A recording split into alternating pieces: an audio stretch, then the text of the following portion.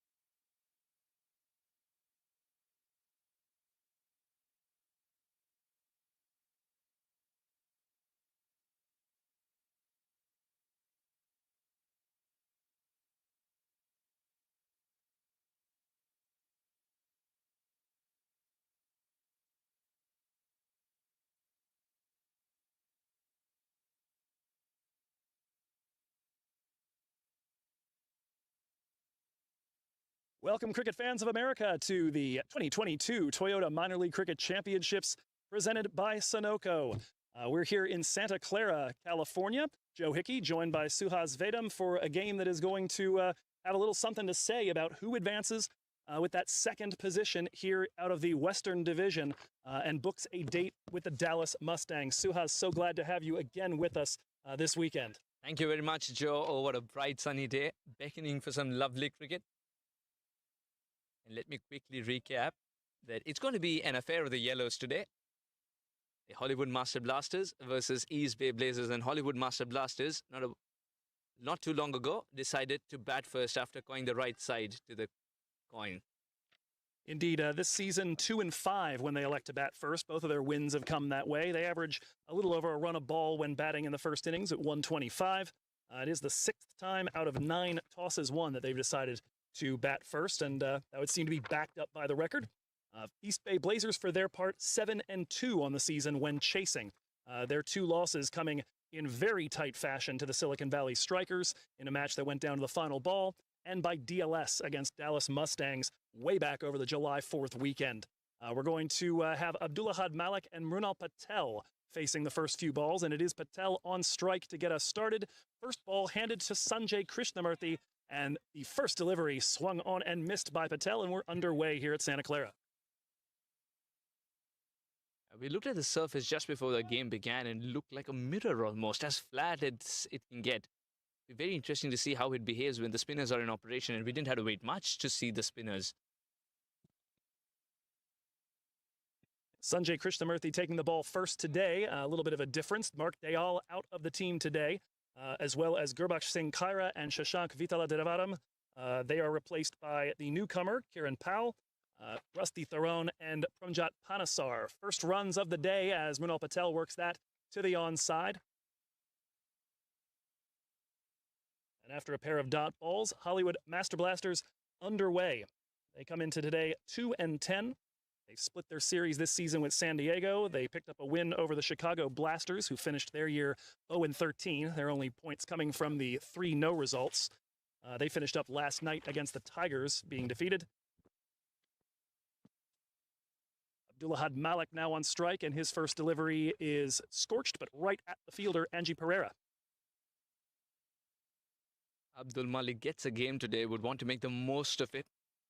And how can he do so? By getting off to a flying start, something that he's known for in the circles. Much like that, that was in the gap too. Must not have enough fuel. Eventually does. That's one way to announce your arrival. to 2022 Toyota Minor League Cricket Championship presented by Sunoco. What a way to come back into the team. Abdullah Malik, the highest impact batter in the side, according to Tom Nielsen's impact ratings. 41st in minor league cricket, adding about 5 runs over the average batter per innings that he's participated in. But he's been in and out of the side over the course of the year. Debuted against SoCal with a 48 not out on July 4th and has only been dismissed for less than 23 once. This tells you that every time he gets runs, he gets a lovely start, and it's about taking the punch to make sure that he gets going. Single to end the over, 6 from it, 6 for no loss. 1, 2, 3.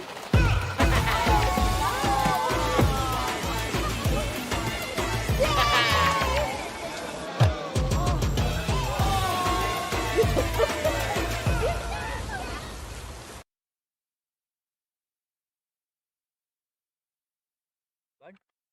Zero. Off, right?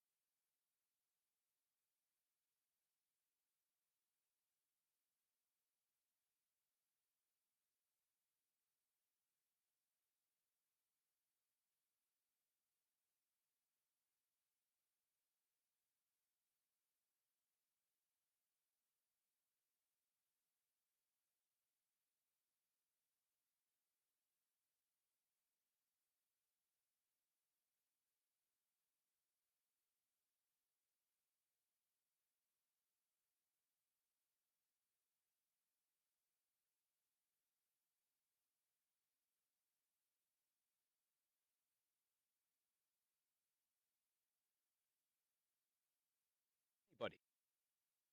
2 runs as the batter does get lucky, but not so lucky that it runs away for 4. On an outfield of this kind, it's more like a spongy bounce. You'll go and stand in the grass, especially in the covers region. You realize that half your foot is covered by grass. You leave an imprint almost. And then, of course, for the left-hander, long on position, there's no grass at all. Yeah, some interesting topography, some interesting geography here at the ground here in Santa Clara. First time this season that it's been used. Only the 3rd minor league cricket game in the city of Santa Clara so far. Bay Area teams 1-0 here. Both the Strikers and Blazers defeated San Diego Surf Riders last season on August 29th. Blazers got that win by 50 after putting 176 for 5 up in the first innings. Today they will be chasing. That one worked nicely off the hip and run down to third man. That'll be a single. 3 runs so far for Abdullah Malik to start the over.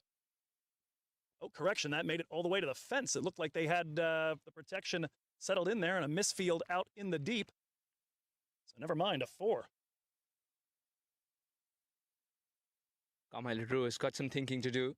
He usually starts off really well. I think the umpire is also suggesting that this side screen might have to be moved a little bit.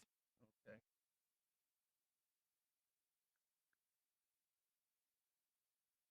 We're all sorted. Carmelo steaming in from the commentary box and with a slip in place. The ball didn't bounce at all. Now this wicket is showing a lot of demons indeed. If that ball didn't bounce from a place where it usually is lovely length to drive, the batter is going to be in trouble. That's going to have them in 2 minds throughout the day. Thinking early on about that reminds me of the way Josh Dascom talked about trying to have a ball hit a crack early and then just skid on, and just have it in the mind of the batter for the entire rest of the day. Here comes LaRue, already 7 from the over. That's a better delivery there, though. Right on the mark. Worked away to the offside, no run there. Wonderfully defended there. It's one of the best things to do, especially when you've seen a ball skid on like that, when the pacer is in operation.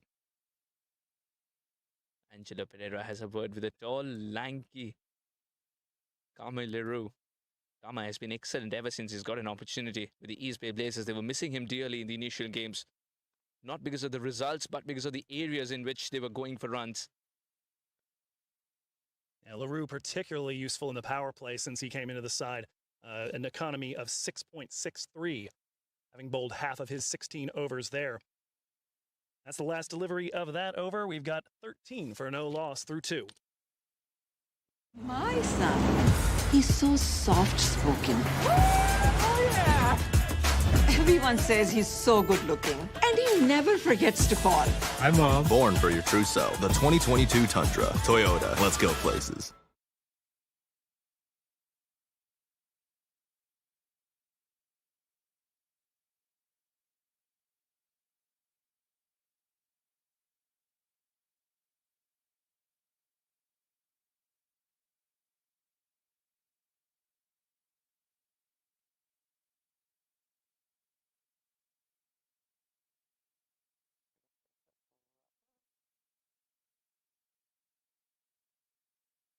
Looks like more spin coming from the Homestead end. Appears to be Arshdeep Brar, who we were looking for throughout the match last week.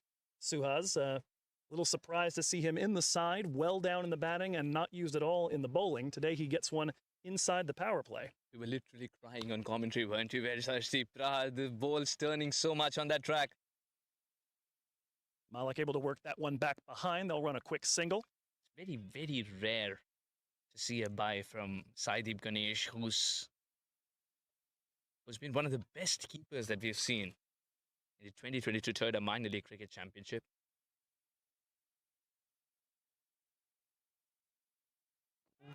That one is bringing an appeal out. They will take what appears to be a leg bye, as Patel certainly offered the shot.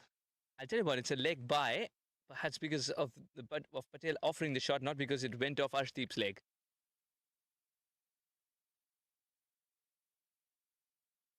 Just get a feeling that Arshdeep Brar has been introduced as soon as he realized there's something for the spinners on this surface. And that's what Angelo Pereira does so very often. Unleashes the spinners, he doesn't use them. As we mentioned, needing a replacement for the one that usually works 2 or 3 overs here in the power play, with Dayal not in the team today. Brar gets his opportunity so far, bowling very nicely. Oh, this one just kidded on. I think we're in for a treat here. It's not going to be a batting paradise. It's going to be a treat to watch, with a lovely balance between the bat and ball in this battle. It's going to be quite a battle, which is going to test the watertight technique of the batters as well. Malik on his way up with the feet, dancing forward on the pitch, not quite able to get to the pitch of the ball. That one gets a piece of him, going well down leg though. 3 dots running for Brar.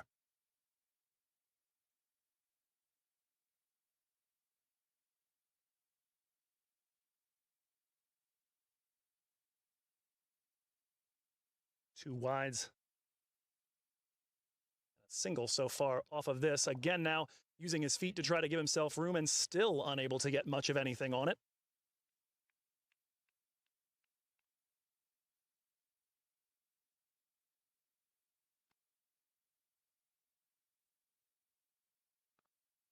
This is from the middle of the bat, of course, and this will travel the distance. We didn't have to wait much to see the first 6. Might be a tricky track, but if it's in the slot, it doesn't deserve to stay in the park. What a way to end the over. 3 overs gone, 23 for no loss.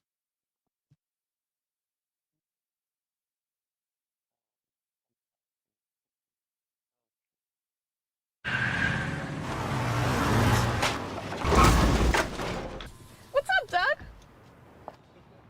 What got into you?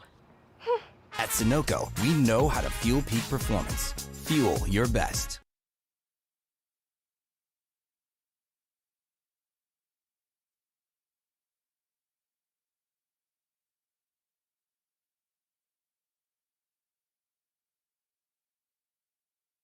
Carmine LaRue will continue on from the commentary end.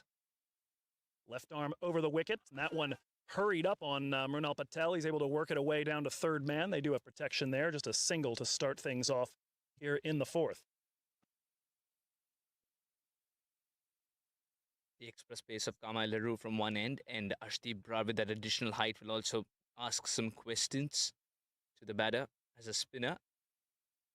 I think one thing that Angelo Pereira does very quickly whenever he is put to field first is the fact that he wants to know from which end is the spinner feeling more conducive to bowl.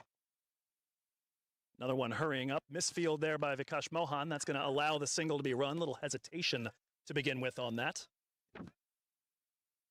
Correction, Pramjot Panasar over at that position there at in the covers.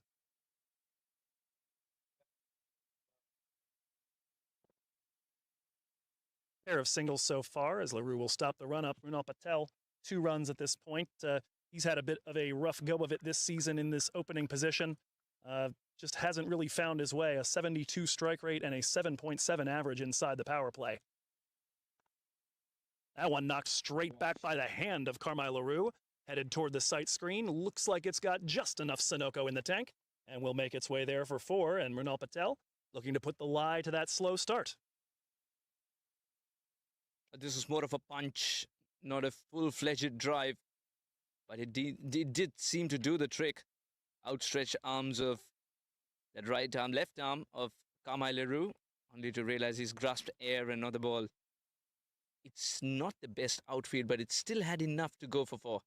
Tells you that was crunched off the bat. There's a little bit of that variable bounce as that comes up at clavicle height. Chance down at the non-striker's end. LaRue slows it down. Maybe should have let that go through. Looks like White had the backup, as did Pereira. Maybe a half chance there for a run out, but at the end of the day, a bye taken. That was typical Carmine LaRue, trying to make the batter sniff some leather. Deliberately bowling short, but sometimes you got to have the keeper in on it too. Because Carmine LaRue is a tall man. That extra bounce will create problems for the keeper. Very stylish as he plays it off in the gap. Pramjot Panisar is after it. We'll wait for the ball to stop. And around the same time, reaches there too. 2 more runs taken. It's one of the most stylish shots we've seen. Not just 1 weekend, but 2-3 weekends put together. Now beautifully worked off the hip there. LaRue continuing to hurry up the batsman. That ball is coming off the surface with some serious pace. Could that be the Daffanios shot of the day? Yes, it might not be a boundary, but just for the style quotient, I think he's making it up.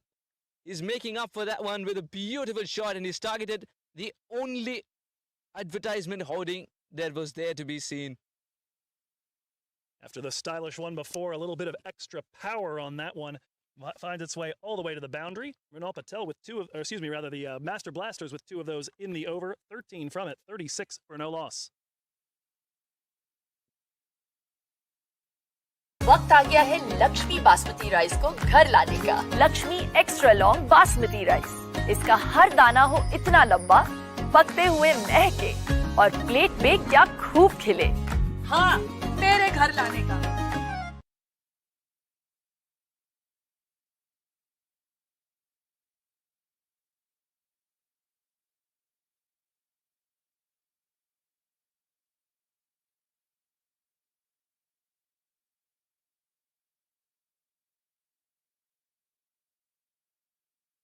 Continue.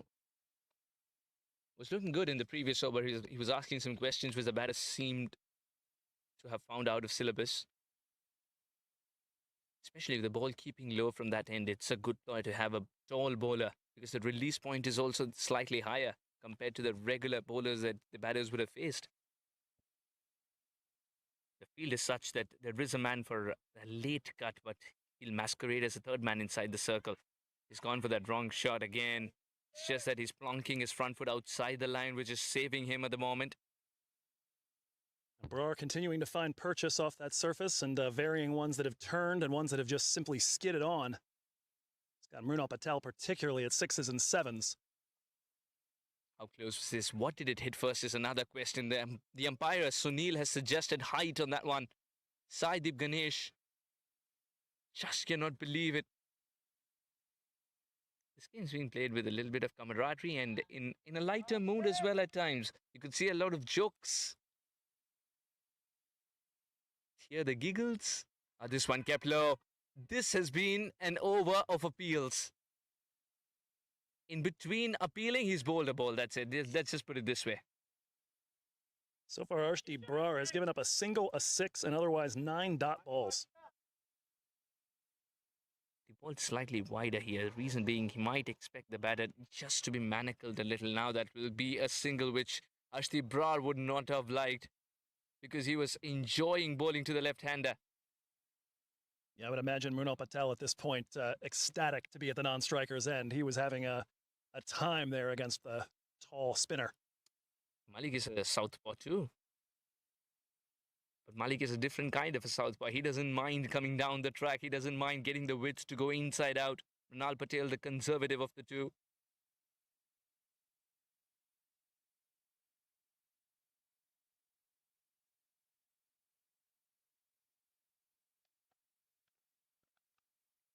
Oh, that's gone through. But still would be only a single, because he's sort of ensured that he's taken the fuel out of the ball. Now, at some point, you just need to get yourself in front of it, and it's the way you teach it in baseball as well on the infield. Just get something on it, keep it from reaching the gap. Second time it's happened to Pramjot as well. Buttery fingers today. Ball blocked by Mrunal Patel to finish it. A beautiful 2-run over from Arshdeep Brar, 38 for no loss. 1, 2, 3.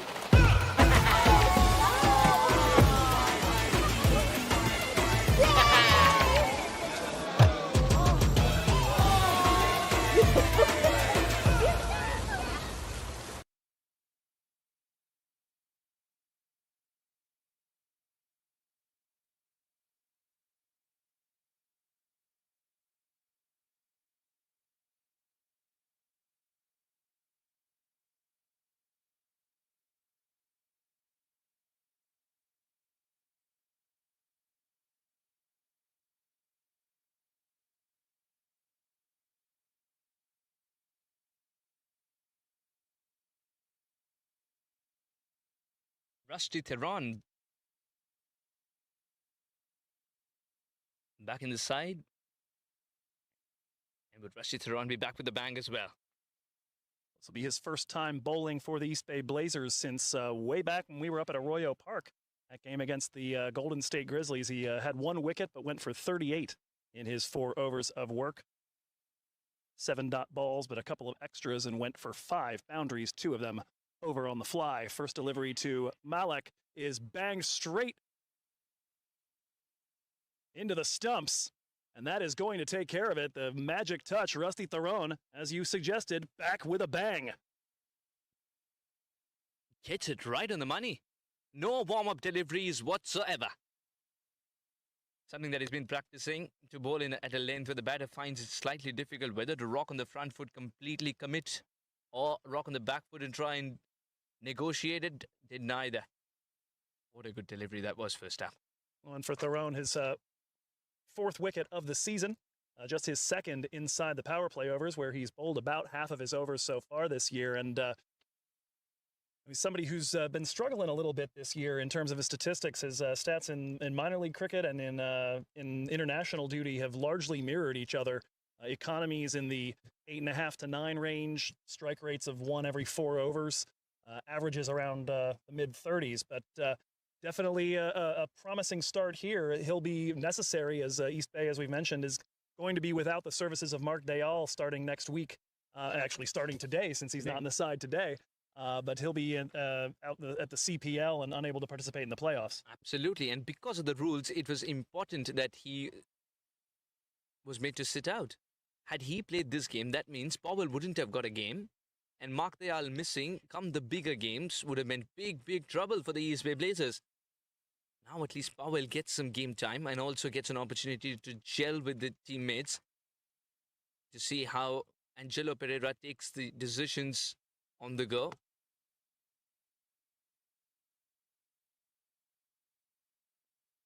Absolutely important to get that feel for his teammates, feel for his new captain, Rusty Theron.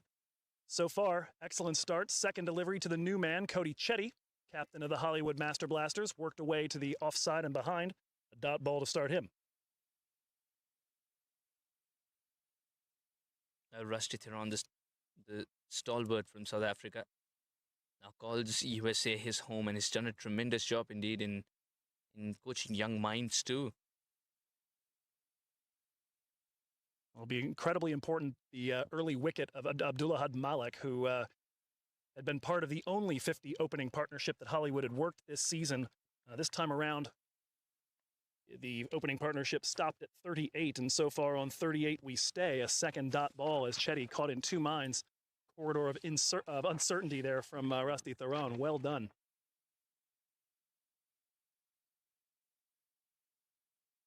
No slip in place still, and the batter is very tentative. Doesn't get it from the best part of the bat, straight to the fielder. Sanjay Krishnamurthy ensures that it is a dot ball. Would not be from the best part of the bat, but still will make him feel much better because he made some contact here, Cody. Well, the pressure beginning to mount a little bit, yeah, especially an edge in that moment might have really put the demons in your mind. Hollywood Master Blasters were 36 for no loss through 4 overs. They have scored 2 and lost a wicket in the last 10 deliveries. Theron steaming in with the penultimate delivery of the power play. This one didn't bounce as much and still was negotiated nicely as he rolled his wrists, opened the face of the bat. Cody Chetty would have realized this is not going to be a straightforward batting track. It's showing to be something else. This is wolf in sheepskin. Looks like a mirror. When we walk down there, Joe, it looks like a mirror, as flat as possible, not a blade of grass. And yet look at the way it's behaving. The clay seems to be one that could have sort of alerted the potters around. Would want to collect some because this is soft. Final delivery with the fielding restrictions in place, and he'll look to take advantage of that. Runs it down to the deep man at third man. Cody Chetty off the mark. It's the only run of the over and steals a wicket maiden from Rusty Theron, but a wicket one will do the trick. 39 for 1 at the end of the power play.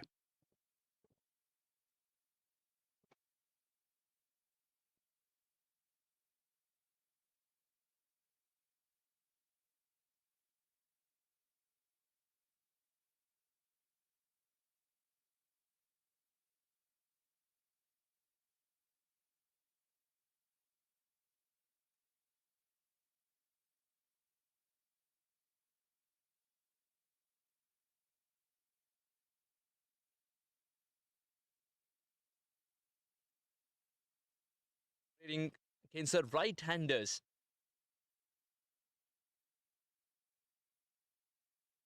And so far, a very similar look to what we've observed at Morgan Hill, where one end is locked down by spin, the other by pace. LaRue and Theron working from one end, Brar and Sanjay from the other. This is how the commentators pick the commentary box positions as well. I'm just wondering, because whenever it spins from the other end, you choose to sit here. Yeah, we thought we were going to be under the trees over at the homestead end of the ground. Instead, over here by the sight screen and awaiting our artificial shadow sooner or later. I'll tell you what, now Arshdeep Brar would feel much better bowling to the left hand. The reason being he's got more protection at the end of these 6 overs. The power play has ended, the first power play. Second one has begun. This is beautiful. He is just sticking to the basics here. Bowl the straighter ones. The one that turns becomes the one that creates trouble. It's not looking to turn every ball. And that one coming in almost a bail trimmer as had the swing and a miss from Patel. He's the surviving opener and flicks that to square leg. There'll be a second run on the over.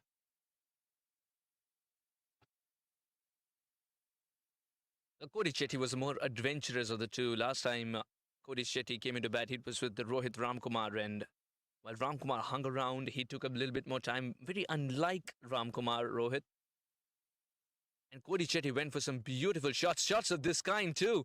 Again, that bad bounce. Or Sanjay Krishnamurthy over there is having some nightmares. I don't know if it's hitting particularly robust blades of grass or what over there, but it's come up and bitten him a couple of times. He'll go back where he gets a little more time to read a bounce now, as that position is pushed back to the fence with the lefty on strike. Sanjay Krishnamurthy, the batter in him would be saying, I really wish it bounces as much when I bat on that surface. The bowler in him would be saying, that's all right if it's keeping low at times. Yeah, taking note. Here's where I need to hit it. Final ball of the over to Mrinal Patel. Pushed right back to Brar. No problem getting the big frame down to snag it. So 3 from the first over with the fielding restrictions released. 42 for 1. My son. He's so soft-spoken. Everyone says he's so good-looking, and he never forgets to call. Hi, Mom. Born for your true self. The 2022 Tundra. Toyota. Let's go places.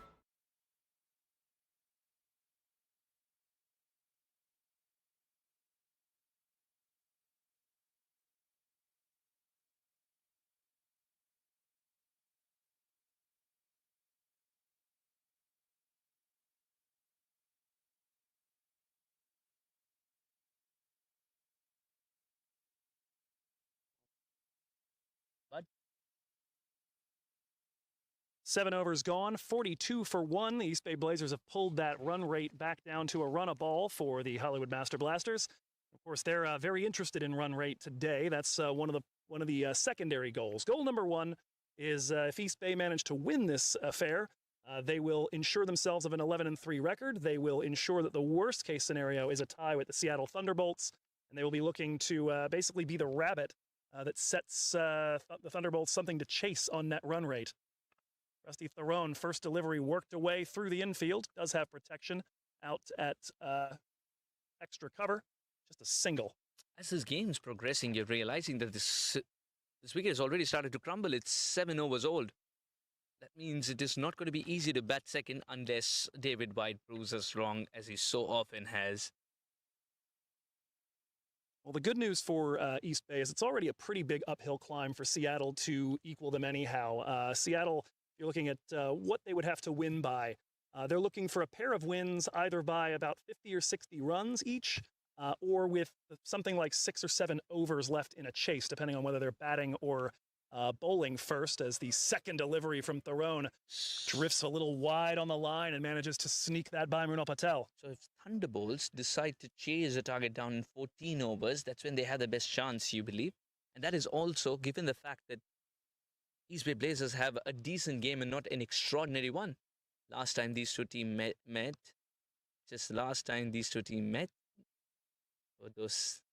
that game would not be forgotten for a long time, because Sanjay Krishnamurthy, who's right now battling bad bounce anywhere he's posted on the field, was enjoying batting.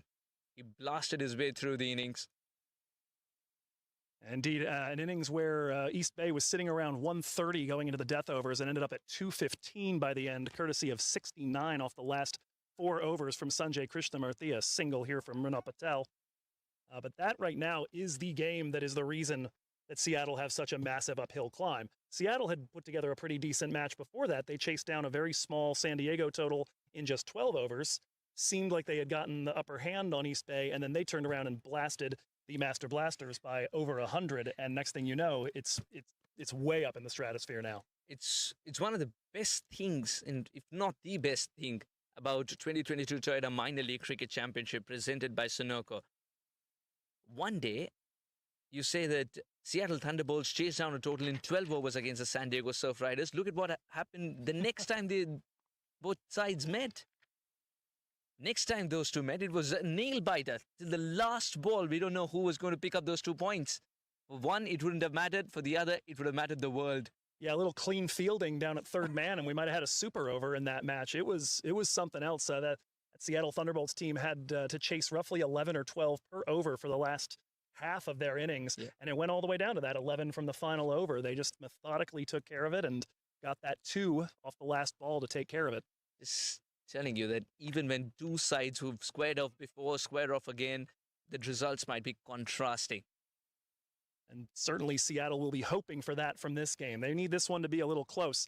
To give you a sense of what the Blazers have in front of them, if they want to maintain their current net run rate, keep that target right where it currently is for Seattle, they would need to chase down the Master Blasters target with something like 3 or 4 overs left. The exact number, we're going to have to wait to find out. It's going to depend on what the Master Blasters put up here because, well, this is a difference of 2 fractions, and they don't have the same denominator. It's a mess. Joe, stay a little quieter. I think David White's listening to you. He's very tactically fielding it mid-off, and you're loud enough. Oh, that's a good single. Not a clean pickup. Had that been a clean pickup, would have been some drama.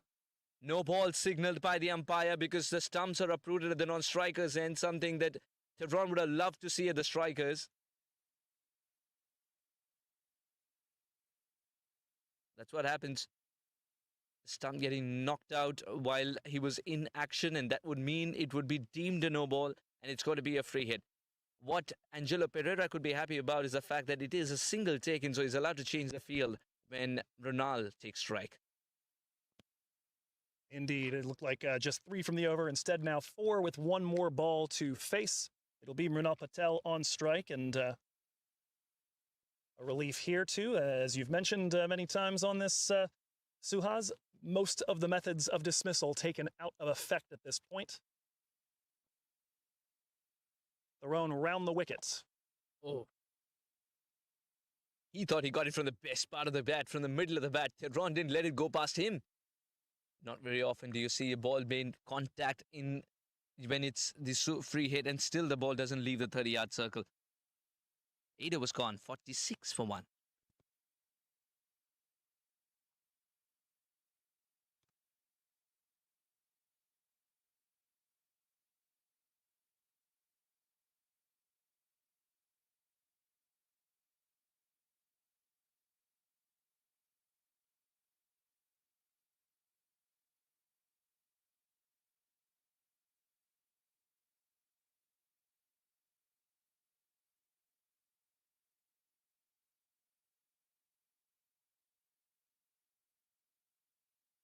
Eight overs gone, 46 for 1. Chetty and Mrunal Patel trying to get themselves settled in after the early departure of Abdulahad Malik.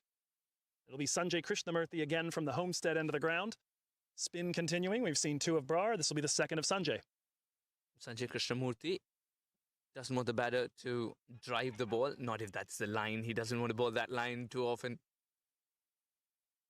Single taken. At the moment, Cody Chetty and Mrunal, both of them are concentrating on building a partnership and not allowing hiccups. The shot selection suggests that they're not going for the attacking shots. Perhaps might change if both of them decide to target one particular bowler, because that is one way to bring momentum back to your side. At the moment, East Bay Blazers are quite comfortable giving away the singles. Slightly early into that shot, Joe. Yeah, gets that off the toe end of the bat. A little different from what you're accustomed to in baseball most of the time. If you're a little late on it, or excuse me, a little early on it, you tend to pull it and roll over. In cricket, sometimes you get too many geometrical faces. Thing just winds up skewing off to the man at long off. 2 singles so far. Cody Chetty back on strike. Krishnamurthy around the wicket, and Chetty not a terribly dissimilar shot from the last one. Maybe again a little early on it, and again skewed toward long off. Another single. Cody Chetty is deliberately hitting it down the ground. He's reminding himself that he's going to play a longer innings today. He has decided to not shift gears, but play the kind of innings that he usually does in the longer formats of the game. Of late, his role has been different, not as a captain, but as a batter coming in with a different mindset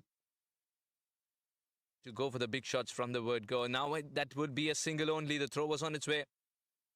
First sign of attack in the over. First sign of attack in 4 overs, in fact.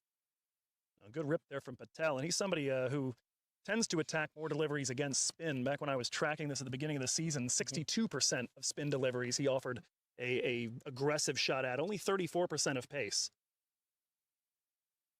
He might be in a different mindset here. Cody Chetty will work that one from the leg line and plunk it over David White.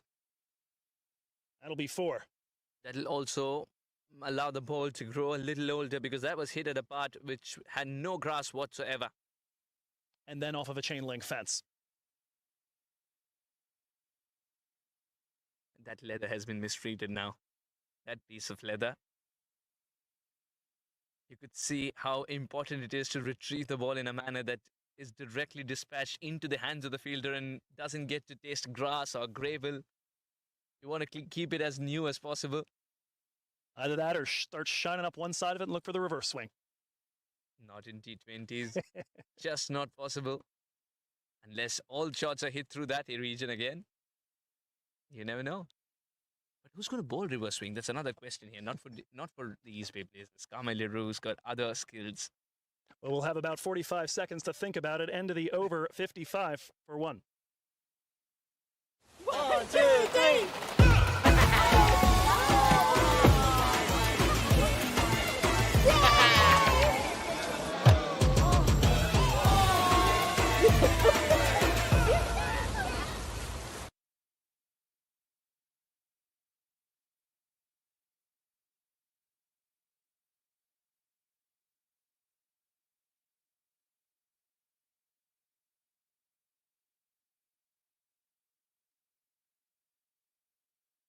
And it'll be the captain bowling from the commentary end. Angie Pereira takes the ball.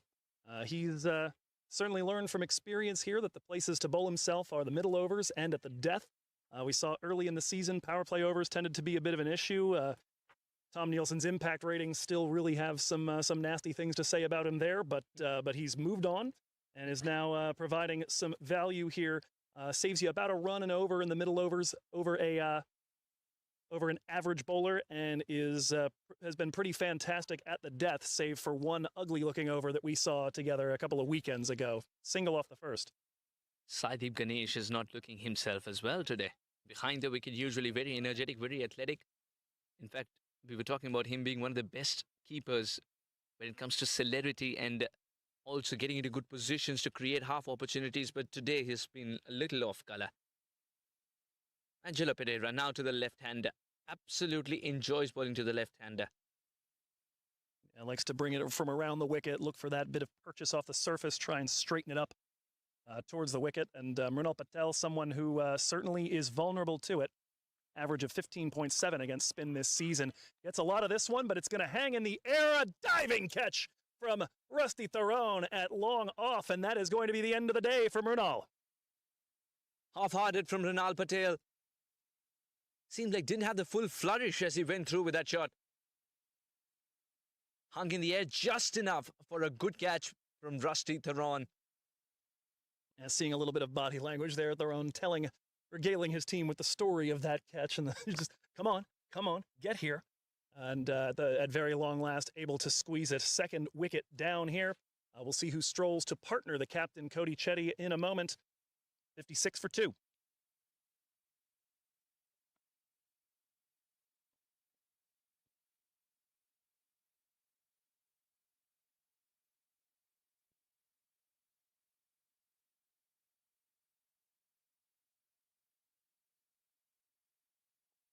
Just when we were talking about Angelo Pereira loving the fact that he's going to bowl to a left-hander. Usually, with a left-arm orthodox, you believe he's going to be fancying his chances against the righty when he's going to turn it away from the right-hander. But Angelo Pereira is slightly different because he doesn't look to turn the ball much. He looks to get the batter out with the illusion of spin. Not so different from what we were discussing with Arshdeep Brar earlier, and used to great effect so far today as well. That's something that Angelo Pereira has. He has this different sense when it comes to choosing spinners. One day it'll be Sanjay Krishnamurthy all the way. One day it'll be Arshdeep Brar. Some days Arshdeep Brar would be left warming up throughout the game and never get to bowl. Karan Viradia now get to face his first. Remember, after October, Karan Viradia would have faced this first ball. The rules will change now because the batters had crossed. Cody Chetty faced that delivery. Now to the new batter, Angelo Pereira would want to stuff that offside up. No, he still is leaving good real estate on the offside for Karan Viradia to explore. It's kind of impressive, actually, the two of them managed to cross. That ball wasn't in the air for that long. Yes, it wasn't up in the air for that long. I think you found a friend in Rusty Theron, who with the diving catch also has a story to tell you. That's a good single. That's a very good single. And once again, Saideep Ganesh, if once a taskmaster perhaps would say that could have been stopped, should he have reacted a little early? To be very honest, looking a little off color. But soon it's about one dive or one good catch that sort of changes things up for a keeper. Beautifully driven. And despite the dive, the ball will evade and go for 4. No questions of it dying down in pace because that was hit beautifully. Wrists. Used a lot of wrists on it, and that is a secret ingredient. Just the second boundary of the overs, the leading 4-hitter for the Hollywood Master Blasters, Cody Chetty, ranks 35th in minor league cricket. 23 of them coming in, make it a nice, even-looking 25 now after the 2 so far today. It's a very difficult shot to hit, especially if you're not a very wristy player. If you're a touch player only, then you can play that shot because he's found the gap there beautifully. Now we'll take a single. Again, reacting so late. As far as Cody Chetty is concerned, had some extra bounce to negotiate and does really well on that occasion. A single to end the over, which means Cody Chetty will keep strike 2. Tenor was gone at the halfway mark, 63 for 2.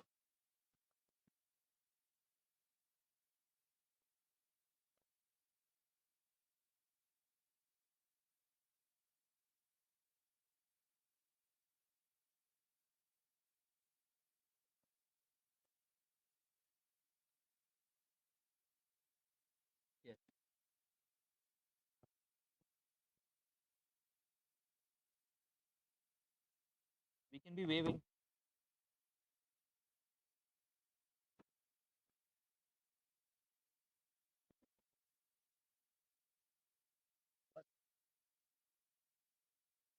Sanjay Krishnamurthy continuing from the homestead end. Out-of-town update, by the way. Golden State Grizzlies batting first against Seattle, and it's 70 for 4, just 7.4 overs into that one as Cody Chetty picks up a single on the first ball against Sanjay. 70 for 4 and 7.4. They're playing with nothing to lose there, Grizzlies. But see that they are losing wickets, but they're amassing the runs as well because they want to stop Seattle Thunderbolts from chasing it down in 14 overs. NorCal Pride. Sanjay Krishnamurthy was looking a little iffy in the previous over, especially after being hit away for 4. Again, he's chosen the same line. Anything on the leg side is an easy offering for the batter, especially of Karan Viratia's stature, who's anyways looking for a single to get his innings going. And we've all seen what Karan Viratia can do once he gets going. Now, Cody Chetty, he is keeping the rhythm going with a boundary in each over, first against Krishnamurthy and then a fantastic shot against Angelo Pereira. Now, will he keep the tradition on here with another boundary in this over? Not if that's the line and length. That is a beautifully bowled. Cody Chetty wants to pick and choose the right delivery, Joe. Excellent comeback there from Sanjay Krishnamurthy. And getting to your point about Viratia, his average is a little middling, but he's had a couple of big performances. 34 last week against Golden State and 41 against San Diego. That one in the air, but it's going to split the two fielders. Doesn't quite have enough Sunoco to make it to the boundary. Cody Chetty, any other ground would believe that could have gone for 4 because he offered a lot of wrist on it. Reminds me a lot of Virat Kohli. Of course, when he's in form. Been a little bit of a rough go for him. I've been feeling the same way about my favorite team's captain, Kane Williamson, having a rough go of it in T20, coming back from an injury. Doesn't quite look himself, but we'll get there. Wants that single. Cody Chetty wants that single. But it wasn't a clean pickup, and on top of it, he's hurt himself too. Cody Chetty was almost sold a dummy. There'll be 2 discussions on this very cricket field. Viratia will discuss why it wasn't a single in his view, and the other team, East Bay Blazers, will discuss what's really happened to one of their wonderful players. Indeed, it's Vikash Mohan, I believe, down on the field after that tough one. Perhaps, looking at the way he rose to his feet, perhaps it got a piece of his knee. It certainly has the look of something causing him to favor one side, but seems like he's staying in the match. I know I talked a little bit with Siraj Viswanathan at the beginning, or in the pregame, about excuse me, about just the need for these two teams, the Blazers and the Strikers, to just try to stay healthy at this point. Blazers very nearly into the postseason, getting all kinds of help from up the coast from Golden State. And, of course, Silicon Valley already having punched the ticket. They don't want to see anybody important taken away from them at this point. And Mohan has been a fantastic fielder this season for the Blazers. So somebody you hope is all right. There's another ball cut away. That's going to be a long run for Vikash Mohan. He can't get there as Kulpreet Singh in as the substitute defender, unable to stop it. Correction, that's Arshdeep Brar out in the deep, who's unable to quite chase that down. And that is a 4. Tall Arshdeep Brar diving full length and still the ball evading. You've got to give it to the batter then. He's chosen the carpet route. It's still got 4. The outfield, is it getting better and better, or is it just the fact that he hit it so very well? 71 for 2 as we go to the 12th over.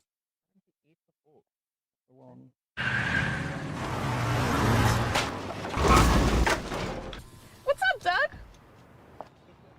What got into you?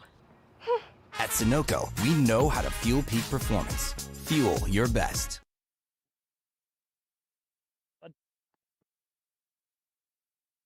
Angelo Pereira. That was straight enough. You've got an appeal joining in from long gone. And that was the loudest survey. I mean, he's just ensured that the choir listens to him. He's getting nicely warmed up. And who thought he's getting warmed up for an appeal himself? When he bowls, the Rusty Theron's always a wonderful character. And that's another thing that we like about 2022 Toyota Minor League Cricket Championship. It's a game of characters, isn't it? A game of cricket, a melting pot with cricketers from all around the world. Absolutely. I suspect Rusty perhaps missing a little bit of the time he spent last season on commentary, so I wanted to make sure our mics got him. Captain back on strike, Cody Chetty, after a single for Varadia, following the choir performance. Oh, that's beautifully struck. There is a sweeper in place to ensure it's a single only. Some of the good shots are going straight to the fielder again. Angelo Pereira does his homework. And that homework is according to each particular batter. We'll tell you more about it in the next over because Angelo Pereira is someone who believes in getting through the overs quickly, much like any captain would like to. That has hit timber. Didn't bounce as much. Karan Viradia out of shape as he looks to tonk it out of the park. Didn't hear the ball whistling past anybody, only heard the death rattle. Just 2 runs for Varadia. That, again, Angelo Pereira first bowling to his field and then bowling to his stumps. Takes out yet another player. Still has his opposing captain at the non-striker's end, but we'll see who's joining him in just a moment. 2 so far from the over, 2 balls left in it, 73 for 3.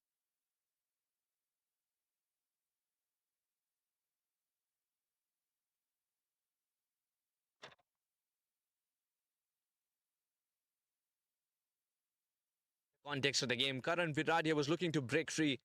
A good shot of his bat was stopped. It was looking a little itchy. He wanted to take the singles and convert them into 2 as well. Karan Viradia looking for glory there, missing it completely. Perhaps a little early in his innings, you would believe. Because once he gets set, that's when he turns the game around. Yeah, just his 5th ball faced, and that's been the way of it here. When he gets going big. 34 against Golden State, 41 against San Diego. 13 against San Diego in the other outing, but besides that, you've got a 1, a 0, a 3, and a 3, and now a 2. So generally, if you can get stuck in, they say those first 5 balls, maybe 10 balls of an innings, that's where you're most vulnerable if you try to cut loose too early, and maybe a little early for the frustration, but it pays off. And East Bay continue to take wickets at regular intervals, continue to break partnerships, and look to keep this as a manageable total they can chase down quickly and up their net run rate. He's now bowling as slow as possible. The ball's coming out of the hand beautifully indeed. Just not giving it that full rip as well. It's just floating the ball up in the air. He's making sure the ball's pulled by a string there. It's like, is it a kite? New man at the crease is Ravi Timbawala, unable to get off the mark on the first 2 deliveries he faces. That ends the 12th, just 2 and a wicket from it, 73 for 3. Took that last corner pretty quick. Sir, I need 1 hand on the roof, 1 hand on the pump. Timeout for Sunoco Go Rewards. Keep pumping. With new Sunoco Go Rewards, when you fuel, you save because rewards come first.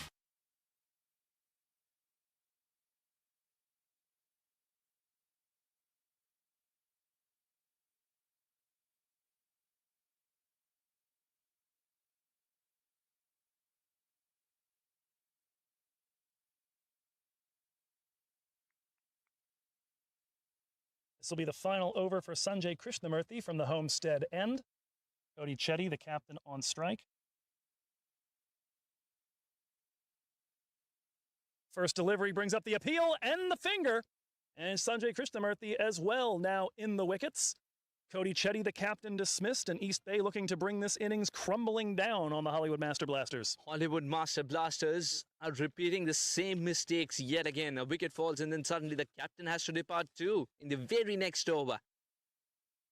2 new men at the crease, just what the doctor ordered for Angelo Pereira's men.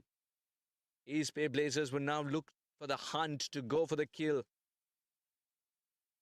Indeed, a chance here to potentially put that net run rate completely out of reach. And for all we know, Golden State may well take care of this beyond any doubt, period, if they can spring the upset today over Seattle. And it's not a huge upset. We know Golden State, a very quality side that generally has just had a few players underperforming. I think one of the toughest things has just been seeing Zia Shahzad struggle as much as he has with the bat because he gives you so much in the other 2 phases. But last season, he was everything to them. This year, unable to get going with the bat, and it's really hamstrung the middle of their batting. That is definitely a contributing factor, Joe. Along with that, missing Azam's services with the ball in hand has made a big difference. And on top of it, Vatsal Vaghela would be there on national duty, but letting him go as well was a little tough for Sami Aslam because he was a bowler shot. a spinner shot, with Zia anyways not performing to his best. He peaked, but slightly late there, Zia, for his team's liking. They can certainly do some damage there. We've got a new man at the crease for the Hollywood Master Blasters. It'll be Andrew Deluate. Deluate on the season, a strike rate of 54, an 8.2 average. Generally has been more comfortable against spin. He's only lost it, or excuse me, pace rather. He's only lost his wicket against that once. 17 runs, but has lost his wicket 4 times against spin bowlers like Sanjay here. A dot to start. Sanjay Krishnamurthy has found his mojo. It's just that he'd gone for runs in the first 23 runs before he'd started delivering the final over. Starts off with a beautiful delivery to efface the captain of the opposition. Now he's got to keep it going. He's got to bowl the next 4 in lovely areas too. That's one less. He wants that single. It was an afterthought for Deluate, who was very absorbed in the shot he's just played.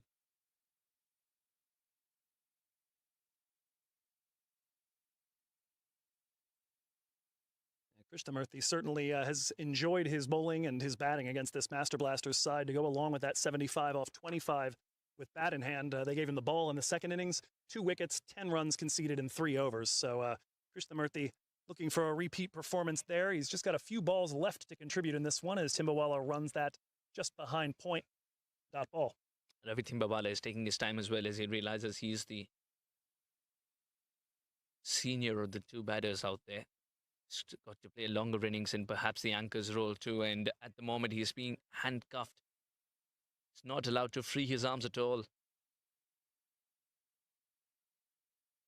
Some of the shots that you feel that they're right up Timbawala's alley. He'll go for the drive, but he's not doing so.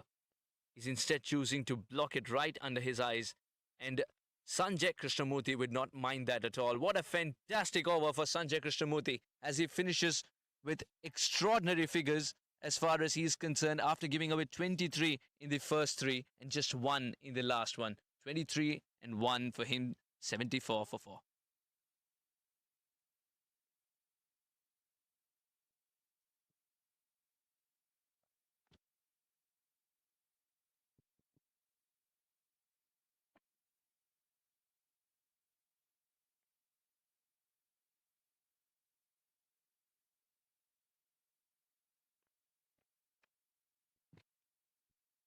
Captain Angie Pereira starts the 14th over with the wicket of Andrew Deluate. That one under the bat, through the gate, and straight to the stumps.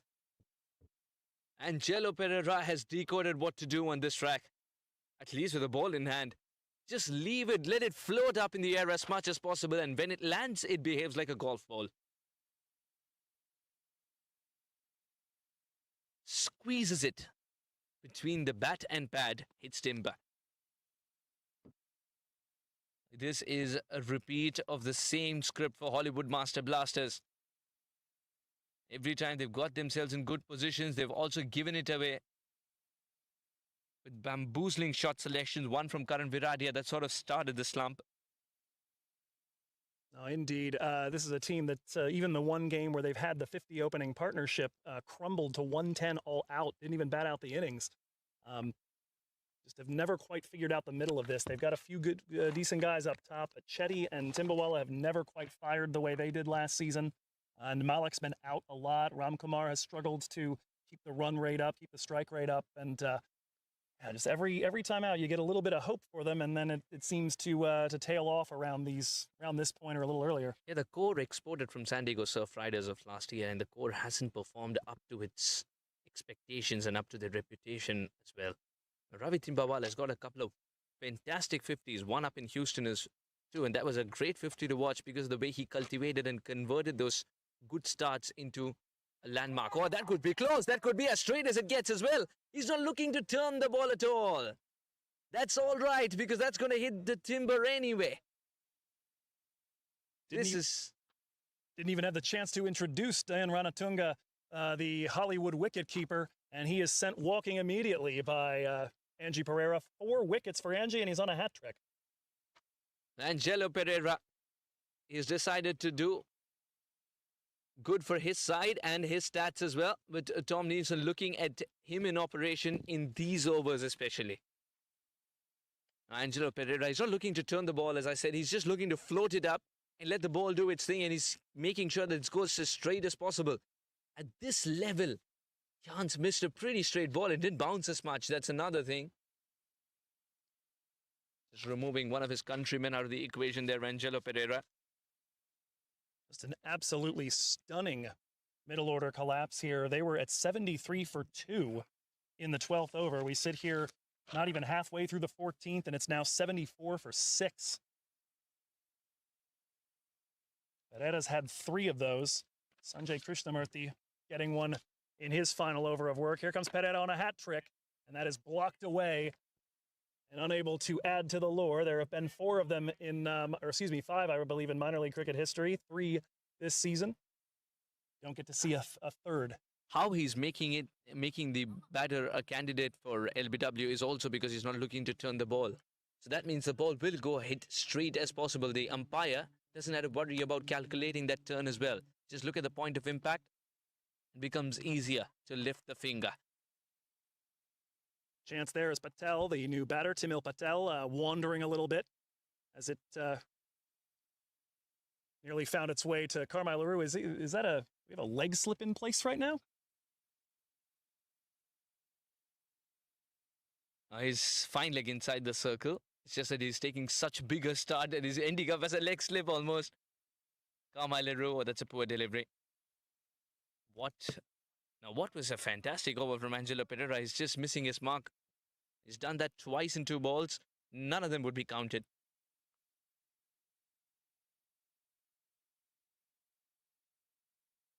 Timil Patel, always exciting to watch. Very quick runner between the wickets. 14 overs gone. 76 for 6.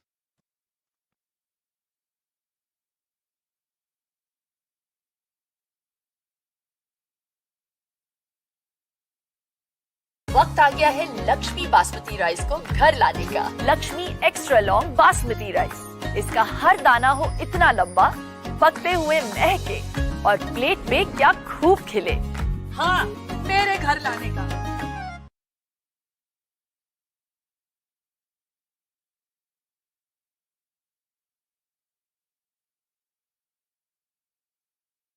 A 6-over string of spin bowling comes to an end. Nawaz Khan will go from the homestead end. Enters play today with 16 wickets to his name. Generally speaking, he gets most of those in the period beginning 1 over from now. This is the 15th. But he's got 9 of his 16 coming up between overs number 15 and 20. And they're going to have plenty of him to go around in the late overs here. Can use him for the 17th and the 19th, potentially. He's a master of cutters, Nawaz Khan. And he bowled well. Yesterday he's playing for a different team. Afghanistan, CC, if I'm not wrong. A different league altogether, but we're still looking at it just to see if he's in rhythm or no, and he was bowling really well indeed, and he was looking to bowl the cutters more often on a track which is very, very different, doesn't resemble this track at all. But perhaps honing his skill for the bigger game, which is today.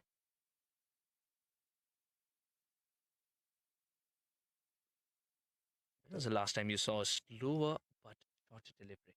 It's not a bouncer. It's not exactly a bouncer. He didn't attempt to bowl one either, but it was slower, 3/4 back, but shorter. Well, to be fair, the bouncers look a little bit more impressive with Timil Patel batting. And Nawaz in operation. That's true. That's very true indeed. But it's not like anything for anybody else. It's going to be hip high, and that's how Timil Patel's built.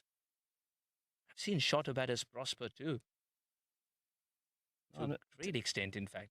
I say Timil's been useful as of late. A 19, a 22, and an 11 in late batting in 3 of his last 4 matches.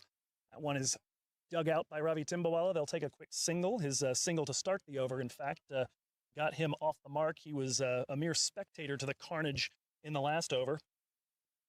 3 so far, 3 singles off Nawaz Khan, who's working on an 8-match streak of matches with a wicket. And Angelo Pereira seems to be a very different kind of a captain also, because he doesn't follow a template. You know that he's going to use the spinners more often than not, but you don't know when Nawaz Khan's going to be bowling as well. And one run down to third man. No problems there for Kulpreet Singh. Another single. At this point, keeping Hollywood at a run a ball, that's going to give you a relatively straightforward total to chase. They aren't quite at a run a ball at this point overall in the innings, and so anything in that 100 to 110 region, if you're David White and Saideep Ganesh, you know you can get that in 11 or 12 overs and really put this out of sight for Seattle.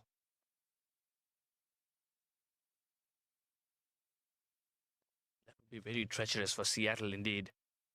To be very honest, imagine you were getting an opportunity to finish it in 14 overs. That's what the scorecards tell you. That's what the calculations tell you. And suddenly you realize a team that you dreamed would lose is finishing it off in 14. So it's important from Seattle's point of view that this game is dragged down as much as possible, and that's why their prayers would be featuring Hollywood Master Blasters performing well. So far 76, 77, but every 6 wickets down already. They're looking to be on the back foot. They've got to up the ante, but they've got to pick and choose the bowlers to do so. Nawaz Khan's a difficult customer to hit away.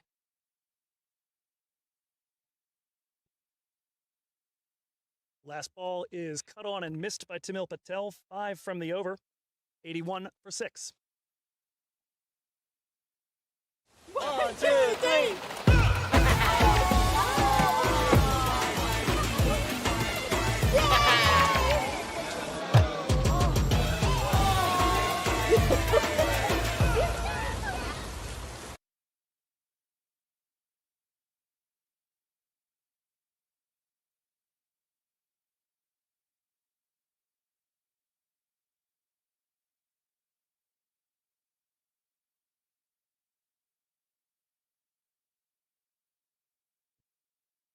And the captain, Angie Pereira, continues from the commentary end of the ground. 3 overs so far, 4 for 10. Sparkling figures with ball in hand for Pereira. A 5-er on the cards. Who knows? Angelo Pereira has got 5 more deliveries to spin a web around the batter to try and create the magic. And just 1 5-er in East Bay Blazers history. Belongs to Jaron Alfred earlier this season. 5 balls left to try to find it. Pereira has that one worked away to the offside. Protection in the deep. It'll just be a single here for Timil Patel. Or rather, Ravi Timbawala.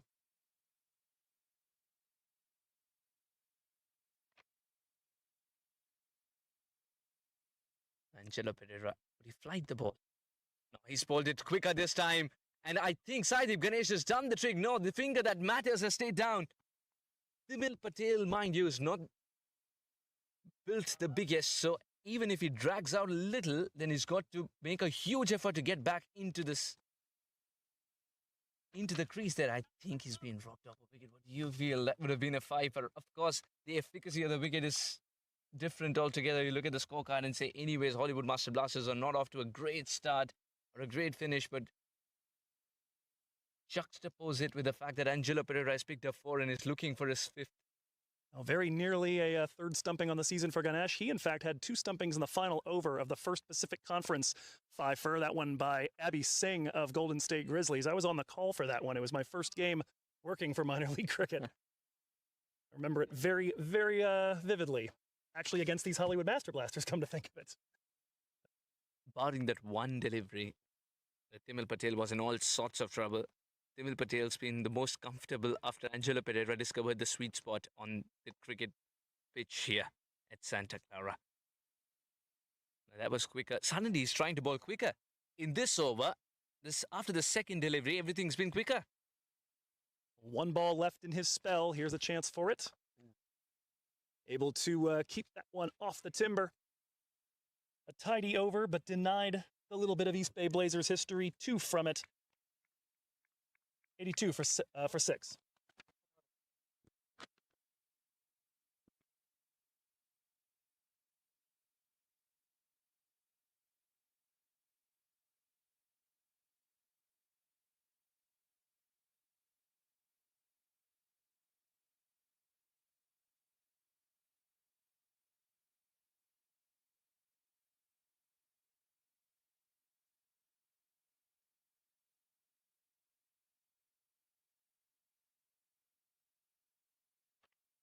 Is looking to attack now, looking to shift gears. Ravi Timbawala is also practicing the free flow of the bat at the non-striker's end. Hollywood Master Blasters, to add respectable total on the board, they've got to look to attack in this over so that they can have enough momentum to go big in the last 3 as well. It's 4 overs left, 82 on the board. If they finish with at least a runner ball with 120 on a track which is a little up and down, they can do wonders. Arshdeep Brar has been brought back into the attack, and that too from his favourite end. I'll tell you this, all the success that Angie Pereira has been having, I'll tell you who's watching that and licking his lips is Basant Regmi. Thinking about what he might be able to do making the ball talk. He's been, for Hollywood, the same sort of middle overs stopper. Hasn't taken as many wickets as you might like, and that's part of the reason why he hasn't shown up as high on the impact stats, but Regmi has been the thing that has kept Hollywood in a few of these games a little bit later than they might have otherwise. Just opens the face of the bat, will only be a single. Ravi Timbawala also has got to look for the bigger denominations at this point of time. Timil has got to convert the singles into twos and play to his strengths. His strength is to be as quick as possible between the wickets.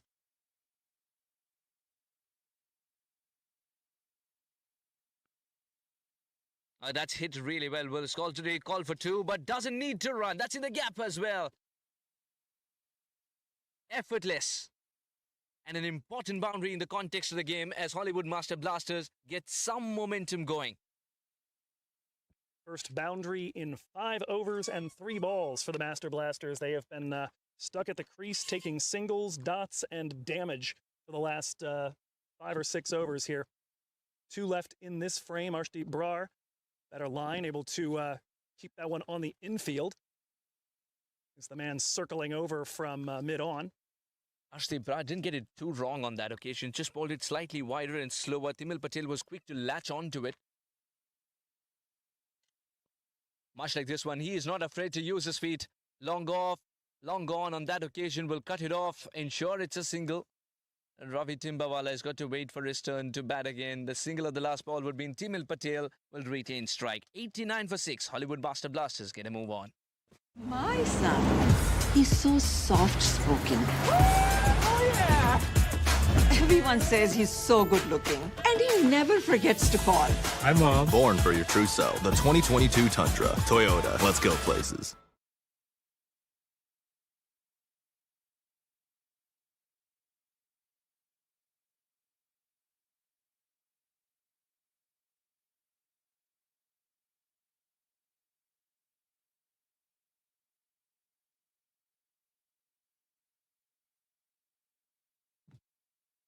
Carmine LaRue coming from the commentary end for the 18th over. LaRue so far this season has been a decent wicket taker in his brief time with the East Bay Blazers at the death. 3 of those in the handful of overs he's bowled has been a bit on the expensive side, going at nearly 2 runs a ball. So if you can get around on that left arm pace, this might be Hollywood's chance to try to inflict a little damage and push this total out a little further, give East Bay something a bit more imposing to chase. 120, and you never know, if you get early wickets, it could be game on. And on a track which will assist the bowlers more than the batters, I genuinely feel 120 is the minimum that you need to get here. Looks like a batting paradise, behaves like another. Quite another, behaves like a minefield for the batter. And there's one that stayed down a little bit on Timil Patel. He's able to work it away, but no run there. If it stayed down for Timil Patel, just imagine, did it ever bounce? You got to watch out or he's going to be mad when he listens back to this.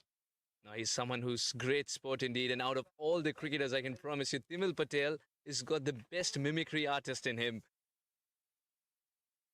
And if you've been following Bollywood, then you could give him some names. He'll take care of it. I'm going to have to leave that up to you, Suhas. That one buzzing the shoulder blades of Timil Patel. Straight through to Ganesh, swing and a miss. Timil Patel suddenly realizes that is extra pace indeed. So far, he was looking very comfortable, even dancing down the track to the spinners. Now with Carmine LaRue and Carmine's extra pace and bounce, would be tricky indeed. As far as this pitch is concerned, you expect extra bounce from Carmine, which he is delivering, but only at times. The fact that it keeps low would be lingering in the mind of the batter. When negotiated off his hips, gets the single. Timil Patel's been looking the most promising of late. You talked about the first boundary being scored in 5 overs. After the middle order slump, you needed someone to bat out of their shell. Timil Patel has got Hollywood Master Blasters out of their shell. It's up to Ravi Timbawala to change gears here and try and post a total of at least 120, Joe. Yeah, Timbawala, a 95 strike rate on the season, but 152 when he bats at the death. So somebody who can be useful here towards the end. Does like the pace bowling. Strike rate of 112 on the season against that, but tied to his crease here. Worked away to the offside. Another dot ball for LaRue. Brilliant delivery. He executed the slower ball to perfection. Saw that Timbawala was looking to go inside out, creating room. But as much as Timbawala was manufacturing room for himself, LaRue took the pace off, and that means Timbawala has got to time it really well to go inside out. This is good thinking by Kamai, who watches the batter till the last moment. Timbawala uses his legs to get a little bit of room and tries to guide that wide of David White. It's a race to the boundary rope. White will get to it and get a little dirty for his troubles. Bit of laundry to do there after stopping that at the boundary, but it will net a few runs for the Hollywood Master Blasters. Yeah, much important boundary saved. Would have guaranteed some momentum, especially with Timbawala looking for boundaries and sixes. LaRue, he'll try to thank you note to David White. Yeah, that has got to hurt a little bit more than usual out there going into the dirt. I know you wear special pants in cricket like you do in baseball, but yow. That is a good collect. And to be collecting Kamai when it's whizzing past your ear, Saideep Ganesh has found his mojo. Indeed. Just 3 off the over. Kamai economical inside the power play. 92 for 6.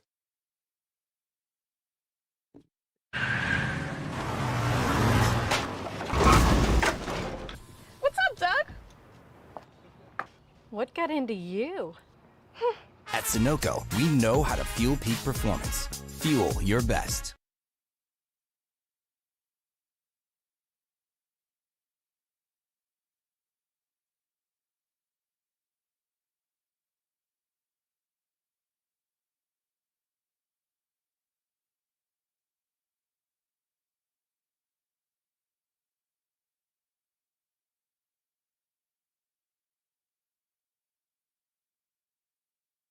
$92 for 6. 12 balls left in this innings. Nawaz Khan will bowl 6 of them. He'll be up against Timil Patel. Timil Patel can do wonders if he decides to add the ramp shot to his game. That's a beautiful shot indeed. That's running away quickly as well. The sweeper picks it up. Timbawala runs to the second, while Timil Patel jogs for the second. It all depends on which end the throw is going to be, isn't it? Now, Timil Patel of the two seems to be the one making more solid contact, a better risk or a bigger risk for getting it to the boundary rope. So you like him getting back on strike at this point. If he's feeling it, time to take charge. Oh, this one did bounce. Again, pace was also taken off the ball. That's one of the contributing factors, but he's also trying to keep it a little wide from Timil Patel. Timil Patel's very shrewd. He's covering the off stump, and now he's trying to move outside the off as well to make better contact. Yeah, that's a rough delivery there when you don't know when or where the ball is. Said, is it coming to me on time? Nope, it's slow. Is it coming to me where I expect it to off the surface? Not that either. You just kind of thank your lucky stars you didn't make any contact with it, and your timber's still upright. You got to be prepared for that cutter, and that is exactly what he's done here. Nawaz Khan's targeting the top of off. Brilliant delivery indeed. He's found the right spot to be bowling on this kind of a track. Timil Patel was a little late on it as well, I felt. We saw the briefest of rebounds for Hollywood after they lost those 2 quick wickets. 5 runs, then 2, then 7 in the 3 overs that followed. But since then, LaRue 3, Nawaz so far 2 off of this over. Make it 3 as it gets worked to the man at mid-off.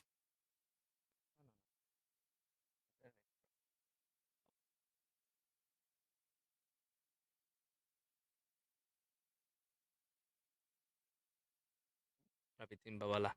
He's got to find that one delivery which is dispatched over the fence. We've talked about his strike rate blooming and blossoming towards the end. He's someone who's looking set as well. He's prepared to launch it. But can he do so from the middle of the bat? He's thrown his bat at this one. Fielder in the deep would be catch practice for him. Doesn't let this one go. Ravi Timbawala goes for glory. Doesn't get it from the best part of the bat. And you could see the frustration on his face, as this is another important wicket for East Bay Blazers.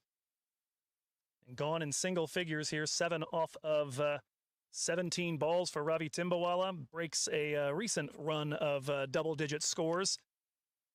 But just not enough there for Hollywood, really, from any part of their lineup so far. Malik, the brief, bright start, but since he's departed, it's been all downhill. 7 wickets down, 95 for 7, 7 balls remaining.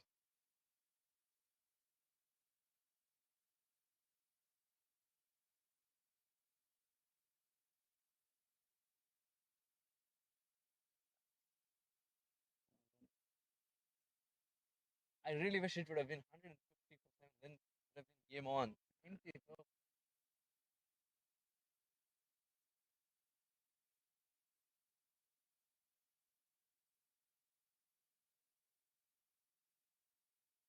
Five short of 100 here. Hollywood Master Blasters. He's dug this one out. Tibil Patel, that was a good Yorker. And one of the quickest Yorkers. He's got to check his bat after this one because of the sound it made. I felt the vibration as well. That is a toe crusher. And sometimes you're talking about the toe of the bat when you're bowling those Yorkers. 96 for 7. Took that last corner pretty quick. Sir, I need 1 hand on the roof, 1 hand on the pump. Timeout for Sunoco Go Rewards. Keep pumping. With new Sunoco Go Rewards, when you fuel, you save, because rewards come first.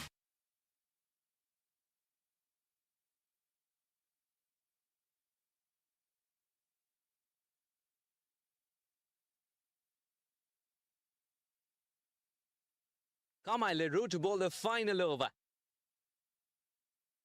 Kamai Leroux was expensive in the initial part of this game and now in a different role. When he gets a different role, he's on a roll. Indeed, 18 off of the 2 that he bowled inside the power play, but now 3 off of the over just a few minutes ago. Would you imagine when the batters are coming after you and you've got more protection in the deep as well?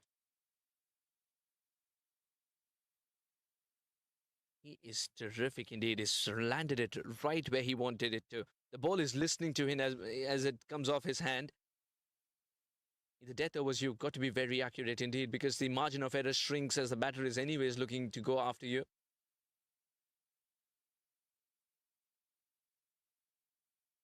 This is the case in the first 6 as well, as one would realize. But Kamai Leroux is looking a different bowler come the death. Left arm over the wicket. That one worked to the offside. Pierces the infield, looking for the 2, but sent back by Timil Patel is Venakalian Matireddy at the now striker's end. He'll face his first delivery in a moment. Oh, correction. I'm sorry. That was Venu's first run. He is off. So Venakalian Matireddy, he's got to tell himself, let me score some runs to bowl at. Looks like a good track to bowl. You get about 10. That would be 10 priceless runs. Again, solid, confident fielding in the deep. We saw a couple of balls eat up the East Bay fielders earlier in the match, but they've looked very solid here for the last, say, 12 to 15 overs. Much more confident, stopped a few boundaries, largely dried up the runs. Yes, we were expecting it to be short. Everyone was expecting it to be short. In the end, Saideep Ganesh, despite the best jump he could ever offer, the ball was not to be tamed. Kamai Leroux, only if the keeper were as tall as you. What should have been a threat has been neutralized, and in fact, it's turned out to be a bane. With the 5 wides, that does bring up the 100 for Hollywood Master Blasters. In fact, extras at the moment, one of their leading scorers so far in this innings. Timil Patel, 16, 15 extras, 27 and 25 from Chetty and Malik. Inside-out swing, that's going to land safely. Bit of topspin on it, but it is handled out at the boundary. They'll take 2.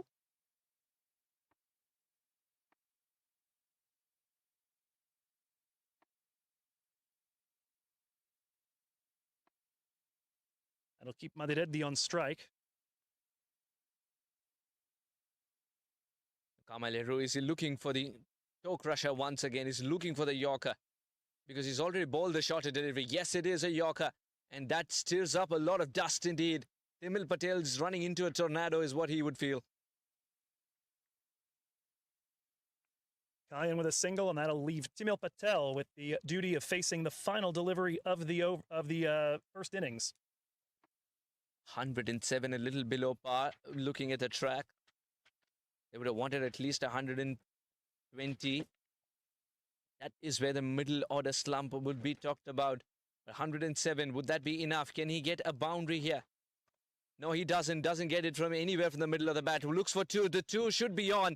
Venu Kalyan Mazid Reddy realizes it. Timil was a little late to realize the same. Up goes the finger, so it shall be only one run added to the tally. 108 is what Hollywood Master Blasters have managed in their allotted 20. And with that target set at 109 for the East Bay Blazers, first and foremost, make sure you get there. But a chance here to try to get there quickly and end this any realistic possibility of Seattle Thunderbolts closing the gap and sneaking their way into the playoffs tomorrow. We'll let you know how their match is going when we come back on the other side of this break. But again, Master Blasters, a 108 for 8 is how they finish up. 25 from Malek, 27 to lead all scorers for Chetty, 17 there at the end, and a decent cameo from Timil Patel, fourth leading scorer of the 15 extras. And so without that, could have been an even more desperate situation for HMB. We'll be back in about 10 with the second innings. Target set for East Bay, 109.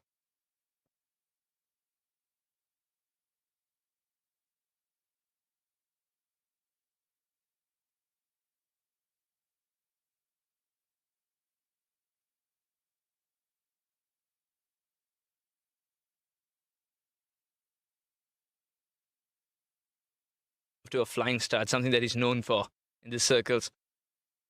Much like that was in the gap too. Must not have enough fuel. Eventually does. They will be chasing. That one worked nicely off the hip and run down to third man. That'll be a single. 3 runs so far for Abdullah Had. This is from the middle of the bat, of course, and this will travel the distance. We didn't have to wait much to see the first 6. Inside the power play. That one knocked straight back by the hand of Carmelo LaRue. Headed toward the sight screen. Looks like it's got just enough Sunoco in the tank. Shot of the day. Yes, it might not be a boundary, but just for the style quotient, I think he's making it up. He's making up for that one with a beautiful shot, and he's targeted. And went for 5 boundaries, 2 of them over on the fly. First delivery to Malek is banged straight into the stumps. He might be in a different mindset here. Cody Chetty will work that one from the leg line and plunk it over David White. Certainly is vulnerable to it. Average of 15.7 against spin this season.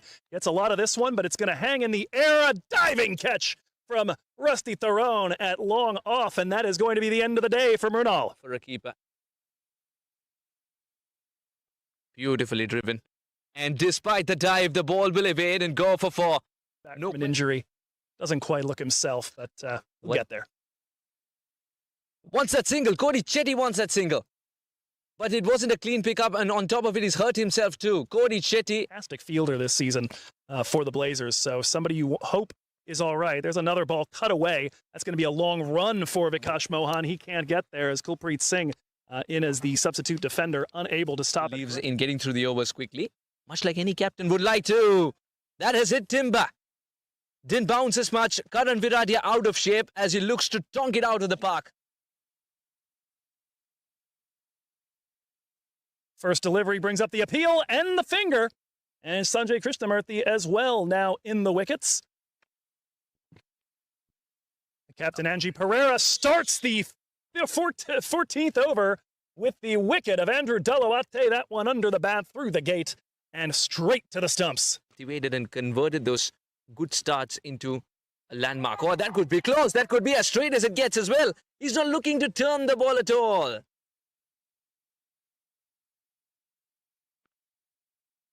That's hit really well. Will Skull today call for 2, but doesn't need to run. That's in the gap as well.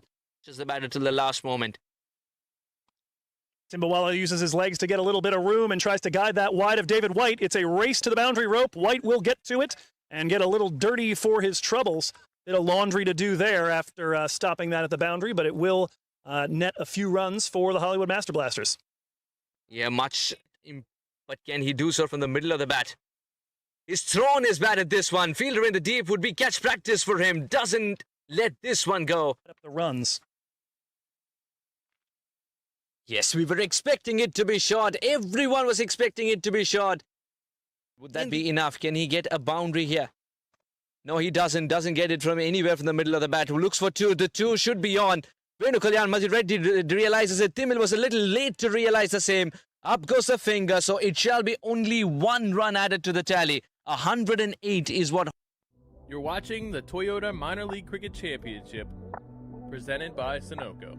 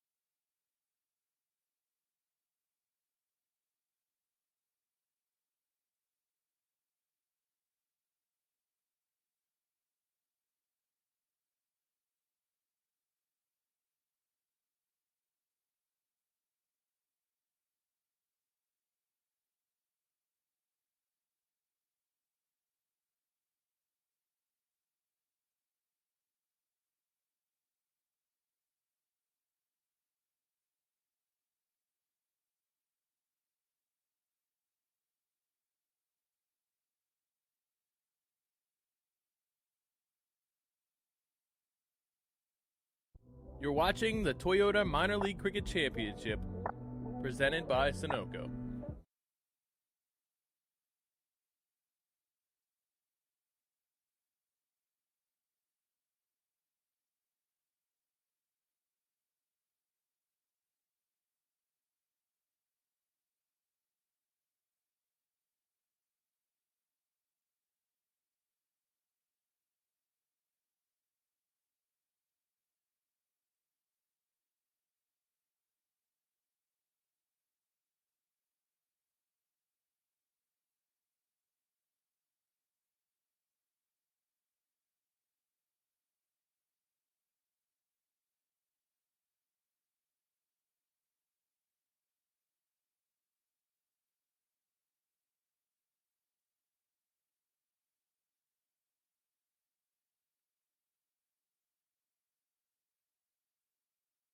A chase of 109 runs for East Bay Blazers to reach an 11-3 record and ensure themselves at worst a tie atop, in the second position rather, in the Western Division. And that tie likely to pay off in a playoff spot as long as the net run rate of the Seattle Thunderbolts doesn't climb over theirs. We'll tell you all about the various machinations here as the Blazers look to chase down the Hollywood Master Blasters total. It'll be Venakalian Madireddy coming from the commentary end to get things started against the opening partnership that has been so impressive over the course of this season. Saeed Ganesh to take the first ball, and it's a full toss that will pierce the fielders in the inside. That's going to hit the dirt and maybe pick up a little speed. Cody Chetty able to get there before it gets across the boundary rope. 2 right off the bat against Madireddy to start off this chase. Joe Hickey here. We got Bud Jadabans at the controls. Andrew Grindle up in the stratosphere operating the camera work. Here from Santa Clara. And of course, as I've been for many games this season and continue to enjoy this being the case, Suhas Vedam with me as Ganesh goes a little bit harder through the same gap and gets his reward this time. First boundary of the second innings. 6 runs off the first 2 balls. Suhas, thanks again for being with us, and quite an interesting chase we've got developing here with more on the line besides just getting the victory. Absolutely. It's one of those games where the connoisseur of cricket, and especially the followers of 2022 Toyota Minor League Cricket Championship, would be looking at not just 1 game, but 3. Indeed. Seattle Thunderbolts just starting, as we do, their chase of 122 up at Klahani Park. That's the total 122 all out put up by Golden State Grizzlies. We'll give you a sense of what these two teams are looking to do to maintain the current advantage and to extend it. That is a gorgeous shot just through backward point. Saeed Ganesh back-to-back boundaries. He is off to a flyer. Look no further for Dafanu's shot of the day. He is batting on a different track altogether. The first one was slightly pitched up, driven beautifully for 4. This one's slightly short, and the man who's anyways crouching, nice low hands, gets bat to ball and puts it away. Whips it away out of his sight. Yeah, just 9 boundaries in the first innings. Only 1 of them on the fly. So far, 2 off 2 deliveries for Saeed Ganesh. That one looks like it got his legs as he threw the shot too early. Apparently did get some bat to it, but a very early shot. Looks like he picked that leading edge up and lucky not to get himself in a tangle. Nice change in pace by Venukalyan Madireddy, who was looking to draw the pace of it anyway when he realized that providing pace to this batter is asking for trouble. David White, a different kind of a batter, a different reach, someone who loves to take his own time before he creates that innings for himself and builds a base and then goes blazing as he scores a good innings of about 50, 60. That's what he usually gets. So he's someone who loves to build an innings before exploding. David White, one of just 5 or 4 players in minor league cricket that have gone over the 50 mark 5 times this season. In fact, the fun thing is all 4 of them in Northern California. You got Shahan Jayasuriya, you got Unmukt Chand, you got Sammy Aslam, and you got David White. Classy batting all the way around. A wide to start to him. David White has been man of the moment for many a run chase for East Bay Blazers. Started off this campaign as a captain of the side too. That is driven wonderfully. This was more about not a full-fledged drive, but a gentle punch. Excellent shot for 4. My word, the Blazers have absolutely been all about that gap. 3rd ball shot through there. Ganesh managing a 2 and a 4 off of it. White now into the boundaries as well. David White just easing it through the gap. Now imagine two batters of contrasting styles targeting the same shot, same region, getting the same result. Venu Kalyan Madireddy either has been touchful or touch shot. Hasn't found the right length. This is when he eventually finds it. It's taken him 5 balls to find the golden spot. Into the over. 16 for no loss. A good start for East Bay Blazers. वक्त आ गया है Lakshmi basmati rice को घर लाने का। Lakshmi extra long basmati rice. इसका हर दाना हो इतना लंबा, पकते हुए महके और प्लेट पे क्या खूब खिले। हाँ, मेरे घर लाने का।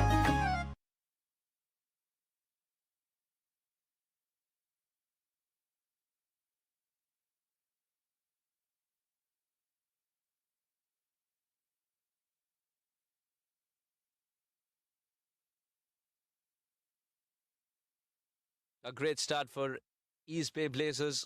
They didn't look to take many risks, but still were able to amass 16 runs and deflate the total to below 100. 93 required in 19 overs now for East Bay Blazers as they get off to a blazing start indeed, Joe. And the amount of wiggle room they want, if they're going to maintain their 1.40 net run rate, they need to chase this with about 21 balls remaining. They seem well on their way to doing that. Seattle, by the way, 7 balls into their chase, 14 for no loss. So they're trying to go at about 2 runs a ball and pick up that chase as quickly as possible as well. See if they can keep themselves in this. Of course, the danger is the potential loss of early wickets, and you might lose that game altogether. Fantastic shot. That's a great area to be targeting. That'll be 4. He's just ruled the outfield out of the equation by hitting the ball in the air and making sure it covers 75% of the ground region. And because he's getting it from the middle of the bat as well, he's finding boundaries with these. Now, David White and Saideep Ganesh have been instructed very clearly from the captain, try and finish it as quickly as possible. It's not a daunting total. Deflate as much as possible. Karan Viradia has been thrown the ball too, and he's gone for 4 first ball with a slip in place though. Basant Regmi, you rightly pointed out, Joe, would be licking his lips, but I think he's got to wait till the 6-over mark is complete, where he has more cushion at the boundary rope. Or do you feel he'll be introduced within the first power play itself? That's a different ball game altogether. Straight down the ground with mid-off up in the circle. Save your legs. That's going to travel. We'll wait for the umpire signal just beyond the boundary cushions. Or he is like a spitting cobra. Depending on the prey size, it injects only that much venom. Didn't try to hit it hard at all. Once again, dancing down the track and lifting the ball up and let the ball do the rest. Fly away, grow wings. Well, and so many attempts to hit the ball to the boundary are risky. That one, not at all. The man up in the circle, no problems at all with that. Another swing and a miss here for Ganesh. He's alternated boundaries with coming up empty, but that's working just fine. 10 already from the over. Karan Viradia now knows that his cushion is also lessened because of those 2 boundaries early on. Cody Chetty would be telling his boys, yes, you would go for runs, because they also understand the mindset of the opponents. The mindset of the opponents is not just to win this game, but to mentally win the battle, which is being played across the country. One is up in Seattle all the way at the Klahani Park. Gotta love it. Nationwide league, coast-to-coast action this weekend in minor league cricket as the regular season comes to an end. A miss there. That one pops up on Ranatunga, who's up at the stumps, unable to settle it. Don't know if Ganesh got a piece of that. No, Ganesh absolutely missed it. It was such a good delivery.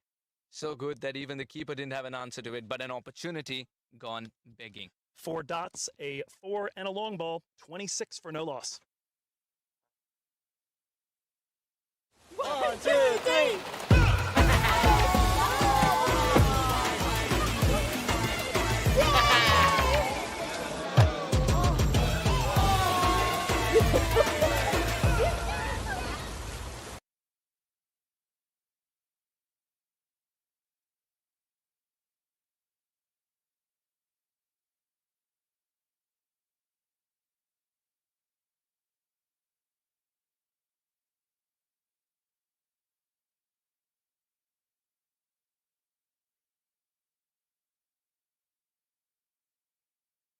Tamil Patel from the commentary end of the ground. He'll be facing David White after a productive over from Saideep Ganesh. Only made contact with 2 of the 4 deliveries, but boy, did he make contact. Timil Patel would be a handful on a track of this kind. It's important that he uses his 24 balls as gold dust. Starts off well. The bat and pad were very close to each other. That's what has saved David White on that occasion. He's trying to plonk his front foot outside the line as well to make him not a candidate of LBW. David White, a very shrewd cricketer. A textbook at its best. I think he's bookmarked a few pages there.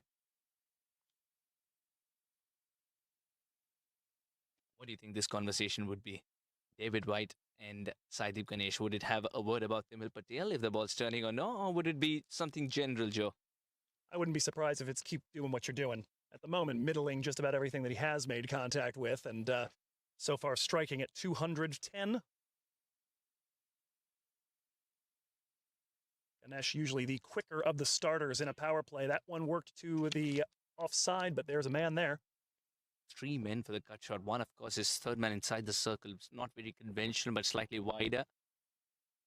Man at point and man at backward point. Just tells you Timil Patel is willing to make the batter cut on a track which is not turning much. Or sweep of this kind would do. Misfield from Basant Regmi. No resistance offered whatsoever. A single completed. Timil Patel's got to be looking to bowl as many dot deliveries as possible too, because once you're bowling to the same batter, you make him feel itchy. And that's when he'll try and go outside his comfort zone to look for runs. At the moment, singles are being taken very, very easily. And you notice there the fielder moved into the deep, Karan Bharadia, specifically to cut off that shot that Ganesh and White were hitting to such great effect in the first over. They've got the best fielders in the right position. They're learning from their mistakes in the previous game. Hollywood Master Blasters, he's tried for something cheeky. That's missed timber. Saideep Ganesh is wondering why did it miss the bat. I think he's lucky to be there. That could have cannoned into the stumps otherwise. 29 for no loss in 3. East Bay Blazers. My son, he's so soft-spoken. Oh, yeah! Everyone says he's so good-looking, and he never forgets to call. Hi, Mom. Born for your true self. The 2022 Tundra. Toyota. Let's go places.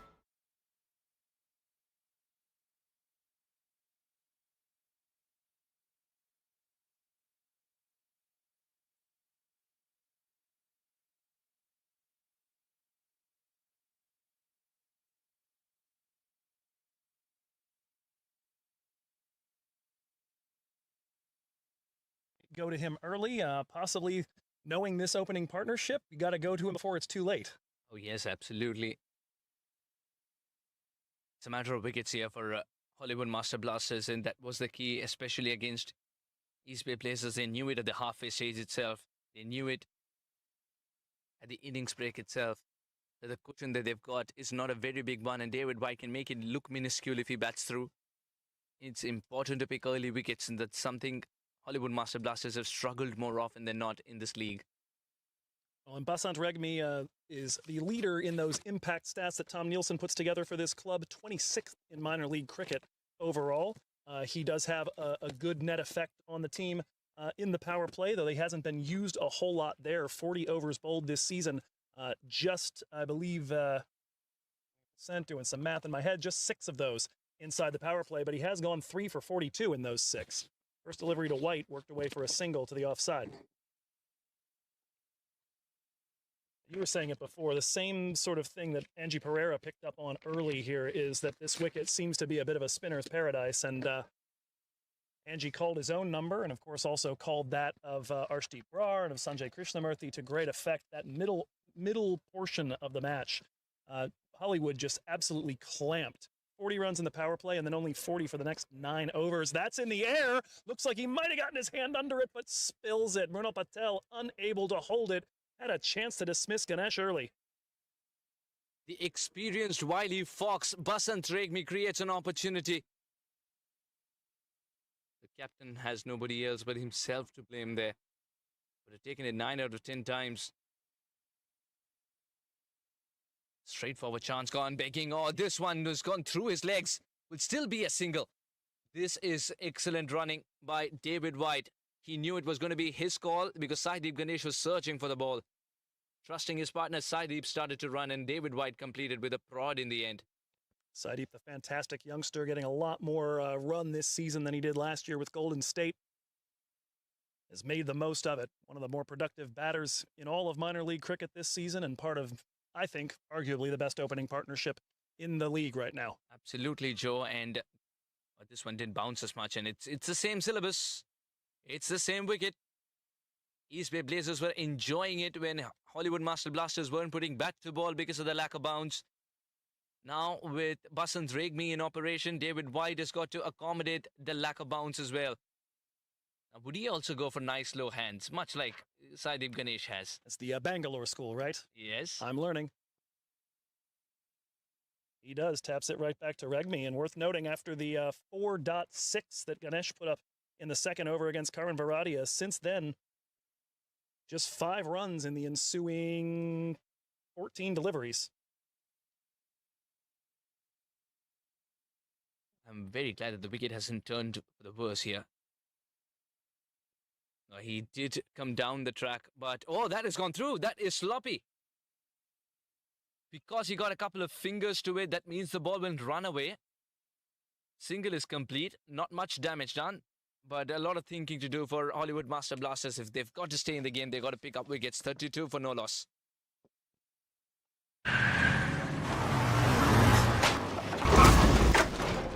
What's up, Doug? What got into you? At Sunoco, we know how to fuel peak performance. Fuel your best.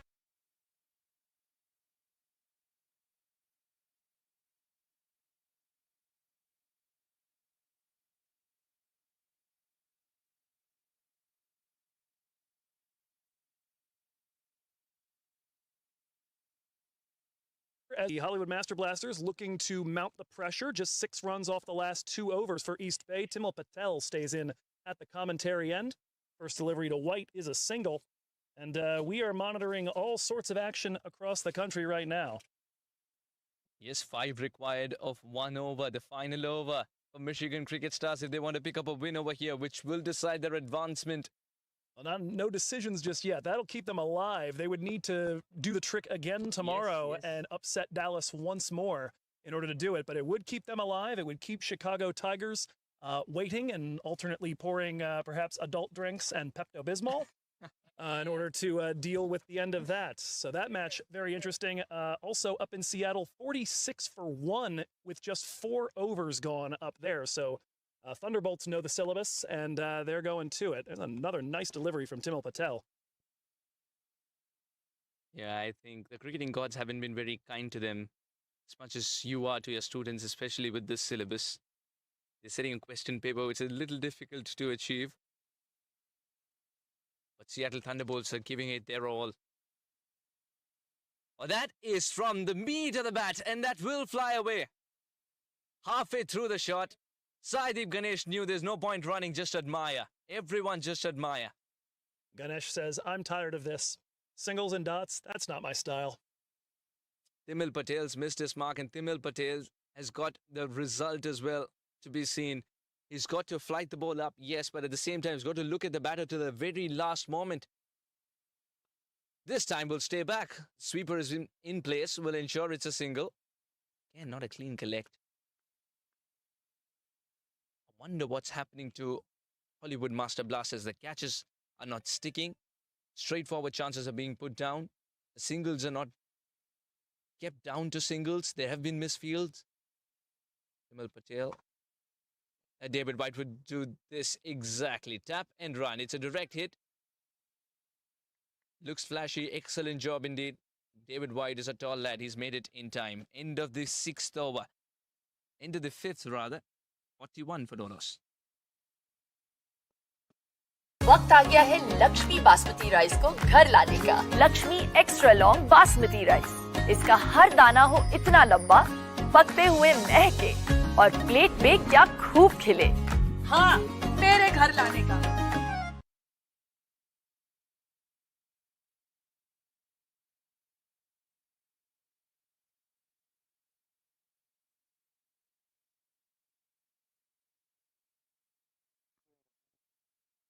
The final over of the power play coming up. East Bay Blazers have all their wickets intact and 41 on the board already.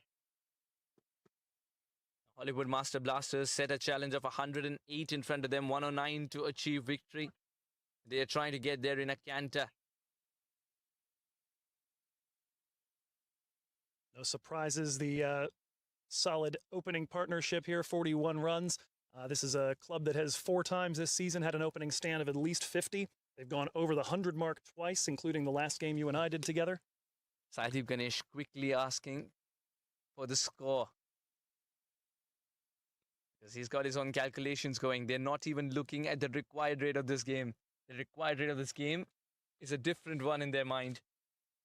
Indeed, 4.53 to get it done by the end of the 20th. But like we said, about 20 balls remaining, holds the net run rate right where it is, keeps that target for Seattle, which admittedly right now they are hacking off a good chunk of 53 runs through 4.5 overs there, 1 wicket down.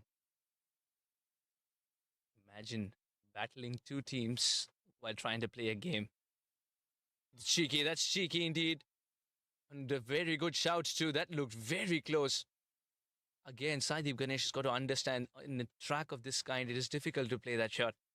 It's been a little up and down, and he's trying it against one of the best. That's his style, of course, and he's covered. And he's got it from the middle of the bat 90% of the time in the entire tournament. But on a track, you've got to respect the bowler, is what you feel. Someone who has that shot of dancing down the track and making the world admire when he hits it from the middle of the bat. Yeah, Regmi definitely with a few tricks up his sleeve. Use them to great effect. A good job by David White. He is batting to a terrific plan. Let Sadeep Ganesh take the additional risk. I will take the additional single. Just 11 off 12, make it 12 off 13 so far for David White. And again, this has been the way they've operated. Both of these guys overall strike in the 130 to 140 region, but White usually a little slower at the start, increases to about that cruising rate in the middle, and then if he does survive till the death, has been shot out of a cannon. Ganesh likes the quick start. I absolutely love this style as well that you're talking about. They complement each other really, really well. Just watching the batter to the last moment, Basant Regmi sends a silent message. Sometimes the message is not measured in terms of decibel levels, but just a stare would do. He wanted to see if Sadeep Ganesh is trying to make sure that the V region is behind him. No one move! Give all your work a lick and a promise and watch the genius bat. Marginally shot, and the ball was never to be seen again. He's pouncing on those balls by staying put as well. He's got everything in his kitty. He can dance down the track and stand and deliver too. You are watching the blooming and blossoming of one of the best cricketers in 2022 Toyota Minor League Cricket Championship, Sadeep Ganesh. And brings up the 50 for the club in style. He's got a whopping 34 of those. Looking for more, going over the top of the man at long on. That looked like it might have hit the cushion on the fly, awaiting the word. And again, just like last week, umpire says 4. Sadeep Ganesh, again, just made sure that it's shot. He's sitting deep inside the crease, and this is exactly where Khan's got to step in and tell Basant Regmi, where is the batter standing?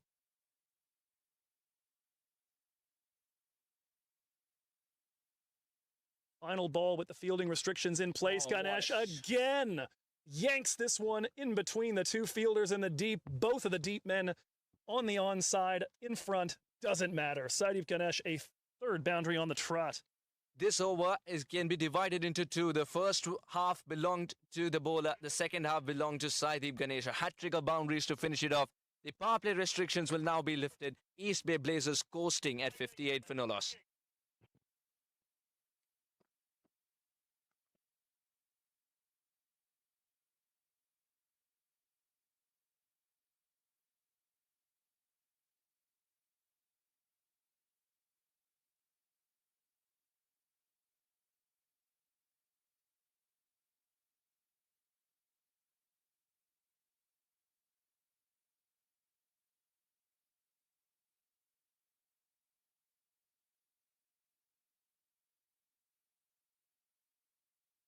Bell will stay in as the fielding restrictions release. It'll be his 3rd over of work. So far, reasonably tidy from Timil. He's had 5 dot balls, 5 singles.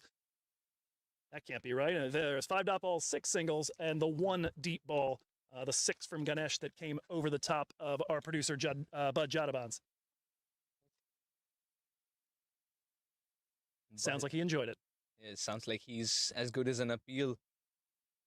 And that 58 for no loss, rather typical power play for East Bay, which tells you, well, one of the many reasons why they've won 9 out of their last 10 and haven't even really lost the one in the middle there by very much. They found the foundation right, and once you get the foundation right, only then can you build something wonderful, isn't it? This one didn't bounce as much, and David White, who's a tall lad, was still able to get it from the better part of the bat and not the toe.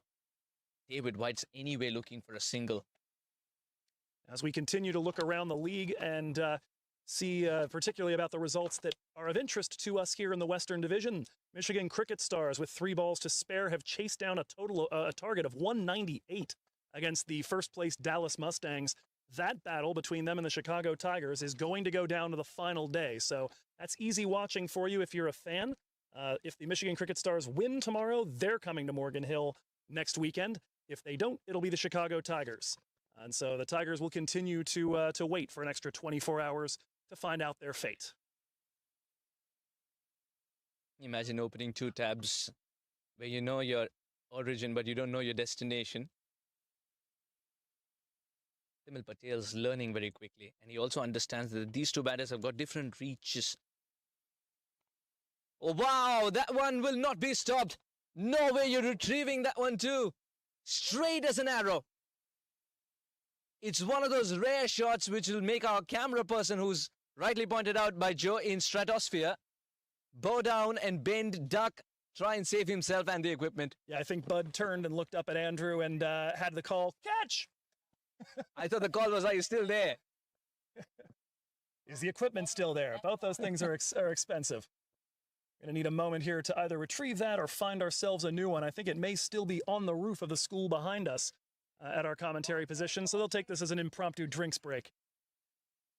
And Andrew, our camera person, who was up there for the first innings, of course, told us when he eventually came down that actually there are about 30 balls. But I'm just wondering, even if the ball is there and it's retrievable, you're going to find a sea of balls and not find out which one it is that David White has given a tonk. Yeah, you don't want to mess up and get the one that's got, 13 or 14 overs in it instead of 6. I tell you what, rather than retrieving a ball, go there with a box at the end of the game. So one of those nets that you use to fish out leaves from a swimming pool, something like that. Well, continuing our look around, Seattle Thunderbolts end of the power play are already halfway to the total, and then some, 68 for 1 there. And if they chase that down in something like 10 overs, it could get very interesting.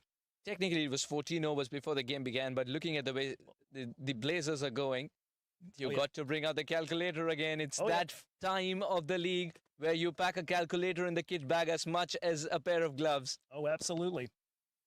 So, yeah, some damage being done there. We'll continue to monitor that situation. Well done. We've got Joe opening up a few more tabs and a lot of Excel sheets. Yeah, actually, if they want to equal where East Bay started the day today, if they get it done in 10 overs, that takes care of that. They would be right at 1.407. East Bay started the day at 1.403. And so they have a chance potentially to turn this into a dead heat. Of course, East Bay with something to say about it. They're looking to kick it a little further down the road, but Seattle laying the blueprint for what they might have to do again tomorrow to potentially pip this. This race also looks like it's coming right down to the wire, Suhas. Oh, we just love this race, and this race doesn't have a name to it because there's so many moving parts to it. Just realized cricket has come down to such scrutiny. Every single over would be scrutinized, saying, well, did you go for runs in this over? Can you string 3-dot deliveries in this over? Well, if you can, that means you're not only helping out this team, your own team, but another team. Oh, wow! Just when Timil Patel got the taste of what leather looks like, he's got to be fetching this one too. Luckily, that one not on the roof, so that's going to be retrievable, but an authoritative end to the over. 2 runs from the first 4 balls, then 12 from the last 2, 14 in total off of it. 72 for no loss.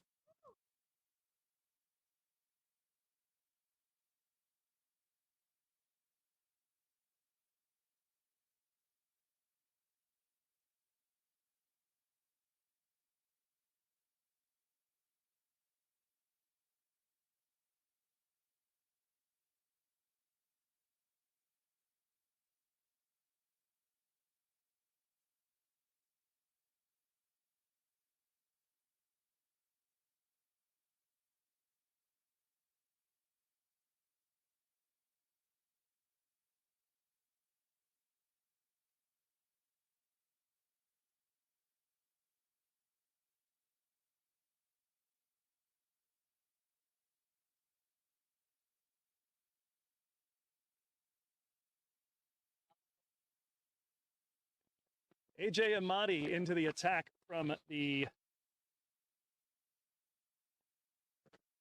Homestead end of the ground.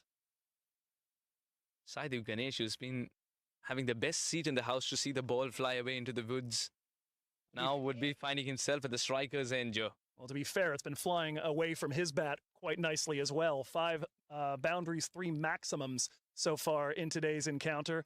He is just a few runs away from a half century.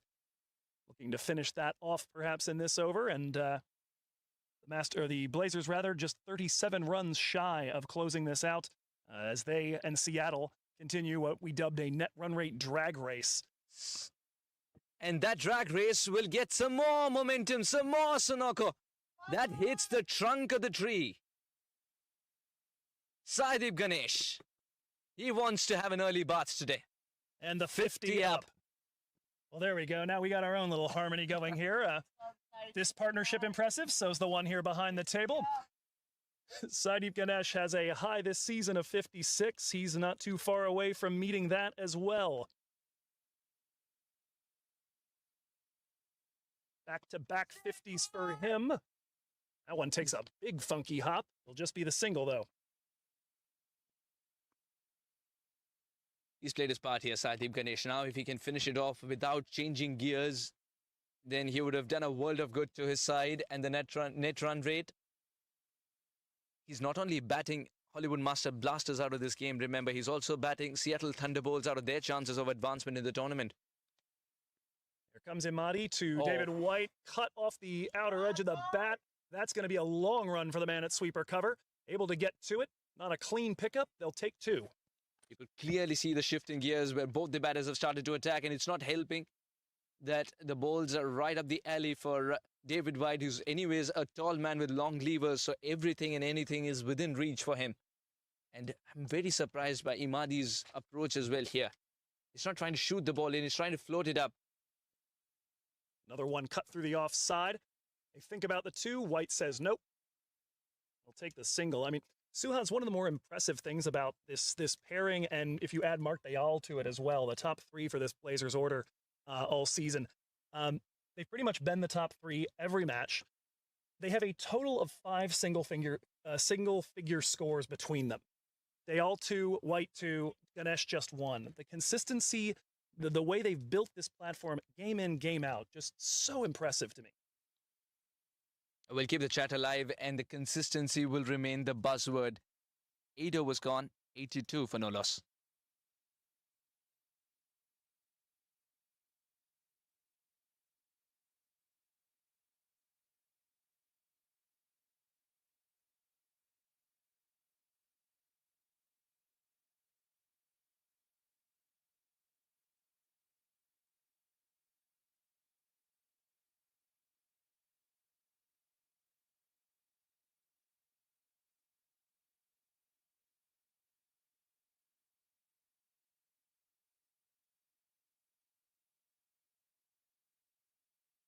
.82 without a wicket. This one is getting done in a canter. Already Saideep Ganesh over the half-century mark for the 3rd time this season. The partnership closing in potentially on a 3rd century this season and a 2nd in as many weekends. Just 18 runs away from that, make it 17 as White has a single off the first. Mrinal Patel into the attack. Mrinal Patel. They're sticking to the spinners here. Hollywood Master Blasters. Just Mrinal Patel's 7th over bowled of the season. He's given up 70 in the 6 that he's completed so far. Just a single wicket, that coming in the power play. Definitely bowling is not his strongest suit. Mrinal Patel, if they've thrown it to Mrinal Patel there, Hollywood Master Blasters, what are the signals that they're sending to the opposition?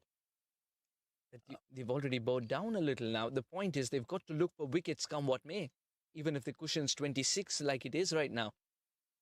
Yeah, I think kind of just looking for something different. That one does hit pad, but well outside the line of leg stump. Signal from the umpire will be leg byes for David White. Mrinal Patel, the first delivery that troubled the batter. Maybe that could be idea behind throwing it to Ronald. No, I think you're with right. The inaccuracy in the pitch. Right, exactly. And simply the opportunity to try a little something new as Ganesh dances forward. And the finger is up, and that will be all for him. So the partnership is not going to make it to 3 figures. 84. It closes out as he is stumped by Dhyan Ranatunga. Well done, Dhyan. Excellent work, Ronald. This one didn't bounce as much, but Dhyan Ranatunga, who's gotten the taste of this surface, was ready for it. Good collect, and the bails went off in a jiffy. No chance for someone like Saideep Ganesh, who's one of the quickest to even turn and decide if he wants to drag the bat or no. The bails were already dropped. Indeed, and just 2 so far off the over against Patel, 3 total here at 85 for 1. And he seems to be coming in and getting the job done. You just maybe sometimes need a different look. I mean, think back to last weekend, Dale Phillips calling his own number, taking that pause to get the pads on, interrupted the momentum, came in and got 2 wickets and was on a hat trick before we knew it. It's a great point that you make as well, interrupting the momentum here. Probably they were thrown off East Bay Blazers, who were anyways attacking every single bowler to go for the big shots. Come the one who usually carries the tag of being a part-time bowler. He's picked up a wicket. Brilliant stuff from Ronald. He's read the conditions better. Up against Nawaz Khan, who speaks the language of 6 or nothing. Has used that to great effect. I'm not going to talk too much about it because Bud's my friend over there. And so I don't want to torture him again, but now more than happy to enjoy Nawaz Khan, of course, that massive moment a few weeks ago that really did turn the entire trajectory of the season here in the Western Division. Yeah, the man who's bowling to him has also been involved in a last over bonanza. That was when he was playing for the San Diego Surf Riders against Ilmo Hutchinson. No, this is a good delivery once again. He's read the conditions, as you can sense. The ball's not bouncing as much. He's just looking at those golden spots and landing the ball there. Another important dot ball. 9 overs gone, 85 for 1. 1, 2, 3.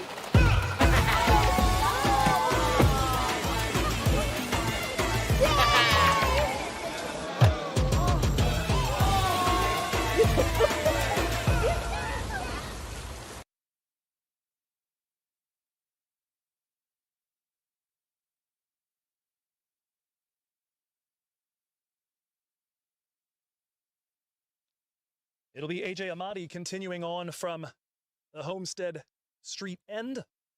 David White remains on strike. Khan unable to get himself underway on those first 2 deliveries, but Blazers not far away now. 85 for 1, 24 runs needed. They're looking to get them as quickly as possible, particularly because Seattle is now 26 runs away from the target, just 2 balls into the 9th over.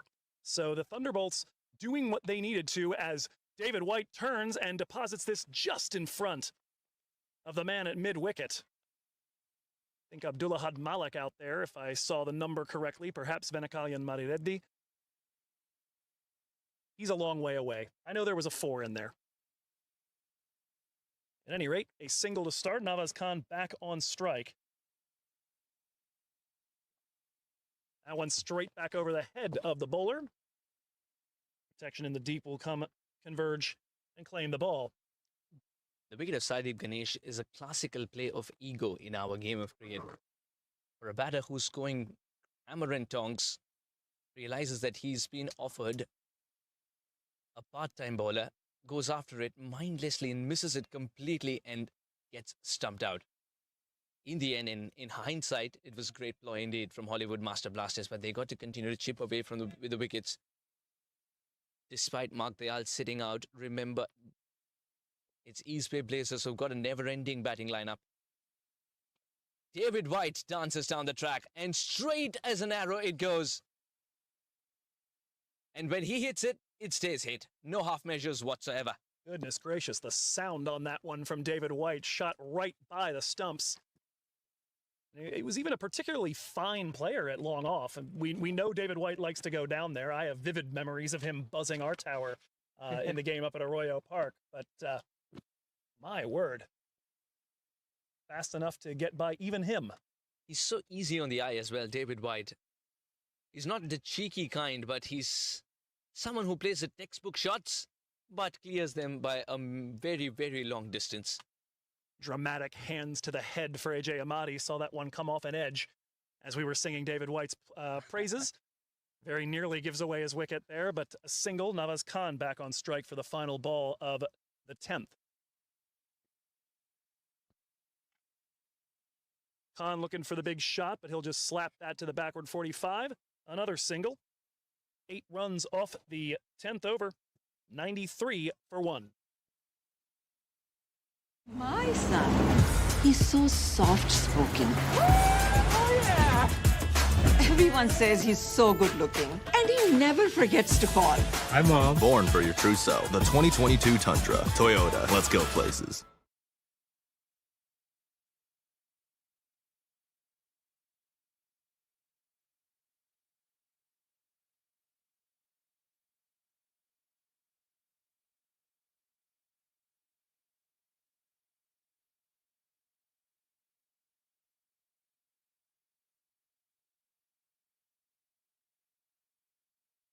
Of a fantastic last over, stays in at the commentary end.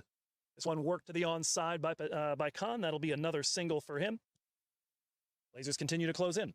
Mrunal Patel he knows that the batters are coming after him, and he's just choosing the spots where the ball's not bouncing as much from.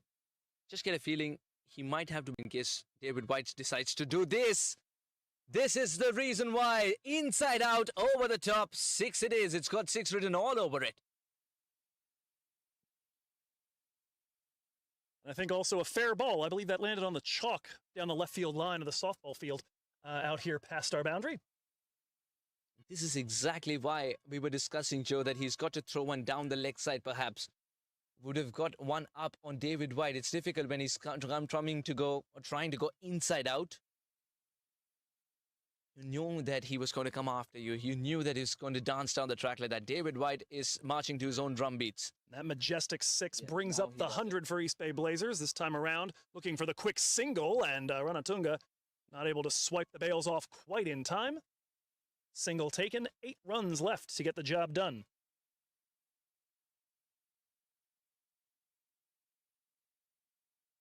Nawaz Khan, the game is in his territory, and he knows that. It will be taken on the bounce. Timil, in fact, 2 bounces. Nawaz Khan picks up a single, inching towards another victory here, East Bay Blazers. But from the word go, East Bay Blazers knew that it is not just about victory, it's about getting it done as quickly as possible. And the openers did not disappoint at all. An 85-run opening partnership between Ganesh and White. A third 50 of the season for the young man. Another single here. 1 ball left in the over. Thought I saw people packing up to move to the other side. I was like, no, we're not there yet. Now the final ball of the over to Nawaz Khan. Gets a little bit of that. He'll turn down the single. And so 10 from that over, 103 for 1, the win, potentially a single stroke away, 6 runs for the target. 1, 2, 3.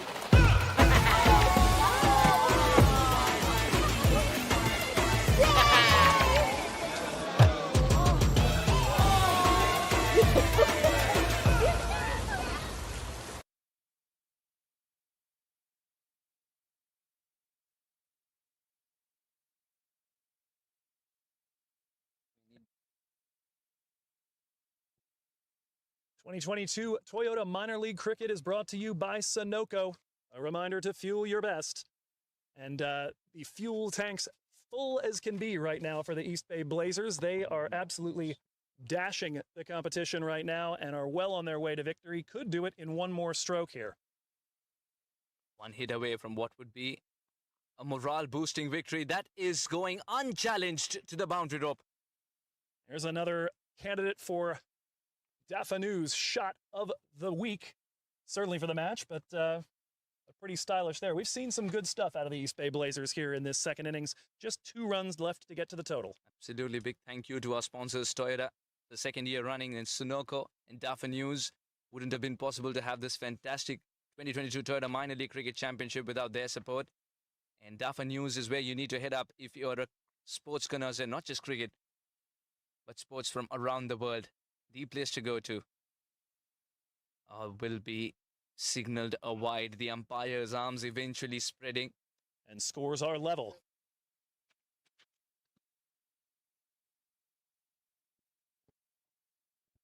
Just a single run required to get this done. David White looking to do it. If he can get it with a boundary, he might finish a 50. He won't. He'll just go with the single, and that gets the job done. And so with 4 balls left even in the 12th over, the East Bay Blazers able to close out a resounding victory. And with that, their net run rate climbs to 1.60, leaving Seattle with still more work to do, even though they appear ready to chase down the Golden State Grizzlies total in 10 or 11 overs. East Bay Blazers quickly recognizing that this battle is not just for the first column of the points table, but the last one as well, the net run rate, ensuring that they stepped on the gas at the right time and the openers delivered as they get this done eventually in just 11.2. A lot of overs left means a good jump to that net run rate. They sit pretty and have the best chance of qualifying at the moment. A lot more work to do for Seattle Thunderbolts. And certainly leading from the front, Angie Pereira, the 4 wickets to his name in the first innings, takes care of business to dismiss Hollywood cheaply, gives the East Bay Blazers that chance to really accelerate through the chase. And it does look like they are going to need it. Seattle now 17 runs shy of the target with 10 overs remaining. So we encourage you to keep tuned. Do me a favor, go ahead and give me a follow at Hickey Cricket on Twitter, or at Cricket Sims. That's Tom Nielsen. At least one of us is going to have a variety of spreadsheets throwing sparks over the course of this weekend, and particularly tomorrow morning. We will let you know what Seattle have to do tomorrow in order to try to pip these East Bay Blazers, but they've done everything they can. They're the rabbit that's been shot out front for the Thunderbolts to chase, and we're just looking forward to finding out how it all ends. We look forward to you as well joining us tomorrow. We will be here same bat time, same bat channel, 2 p.m. from Santa Clara for Silicon Valley Strikers and the Hollywood Master Blasters. And if you're in the area, come on out. We're going to have a festival of cricket out here, complete with a little Cricket 101. So if we keep saying things that have yet to make sense to you, and you haven't endeavored to hit us up on Twitter to find out what we're saying, please, by all means, come on out and learn and enjoy the atmosphere and have yourself a great time as we close out this amazing Toyota Minor League Cricket Championships regular season. Until then, for Bud Jadavans at the controls, Andrew Grindle up in the camera, and my partner Suhas Vedam, this is Joe Hickey, hoping to see you again very, very soon. So long.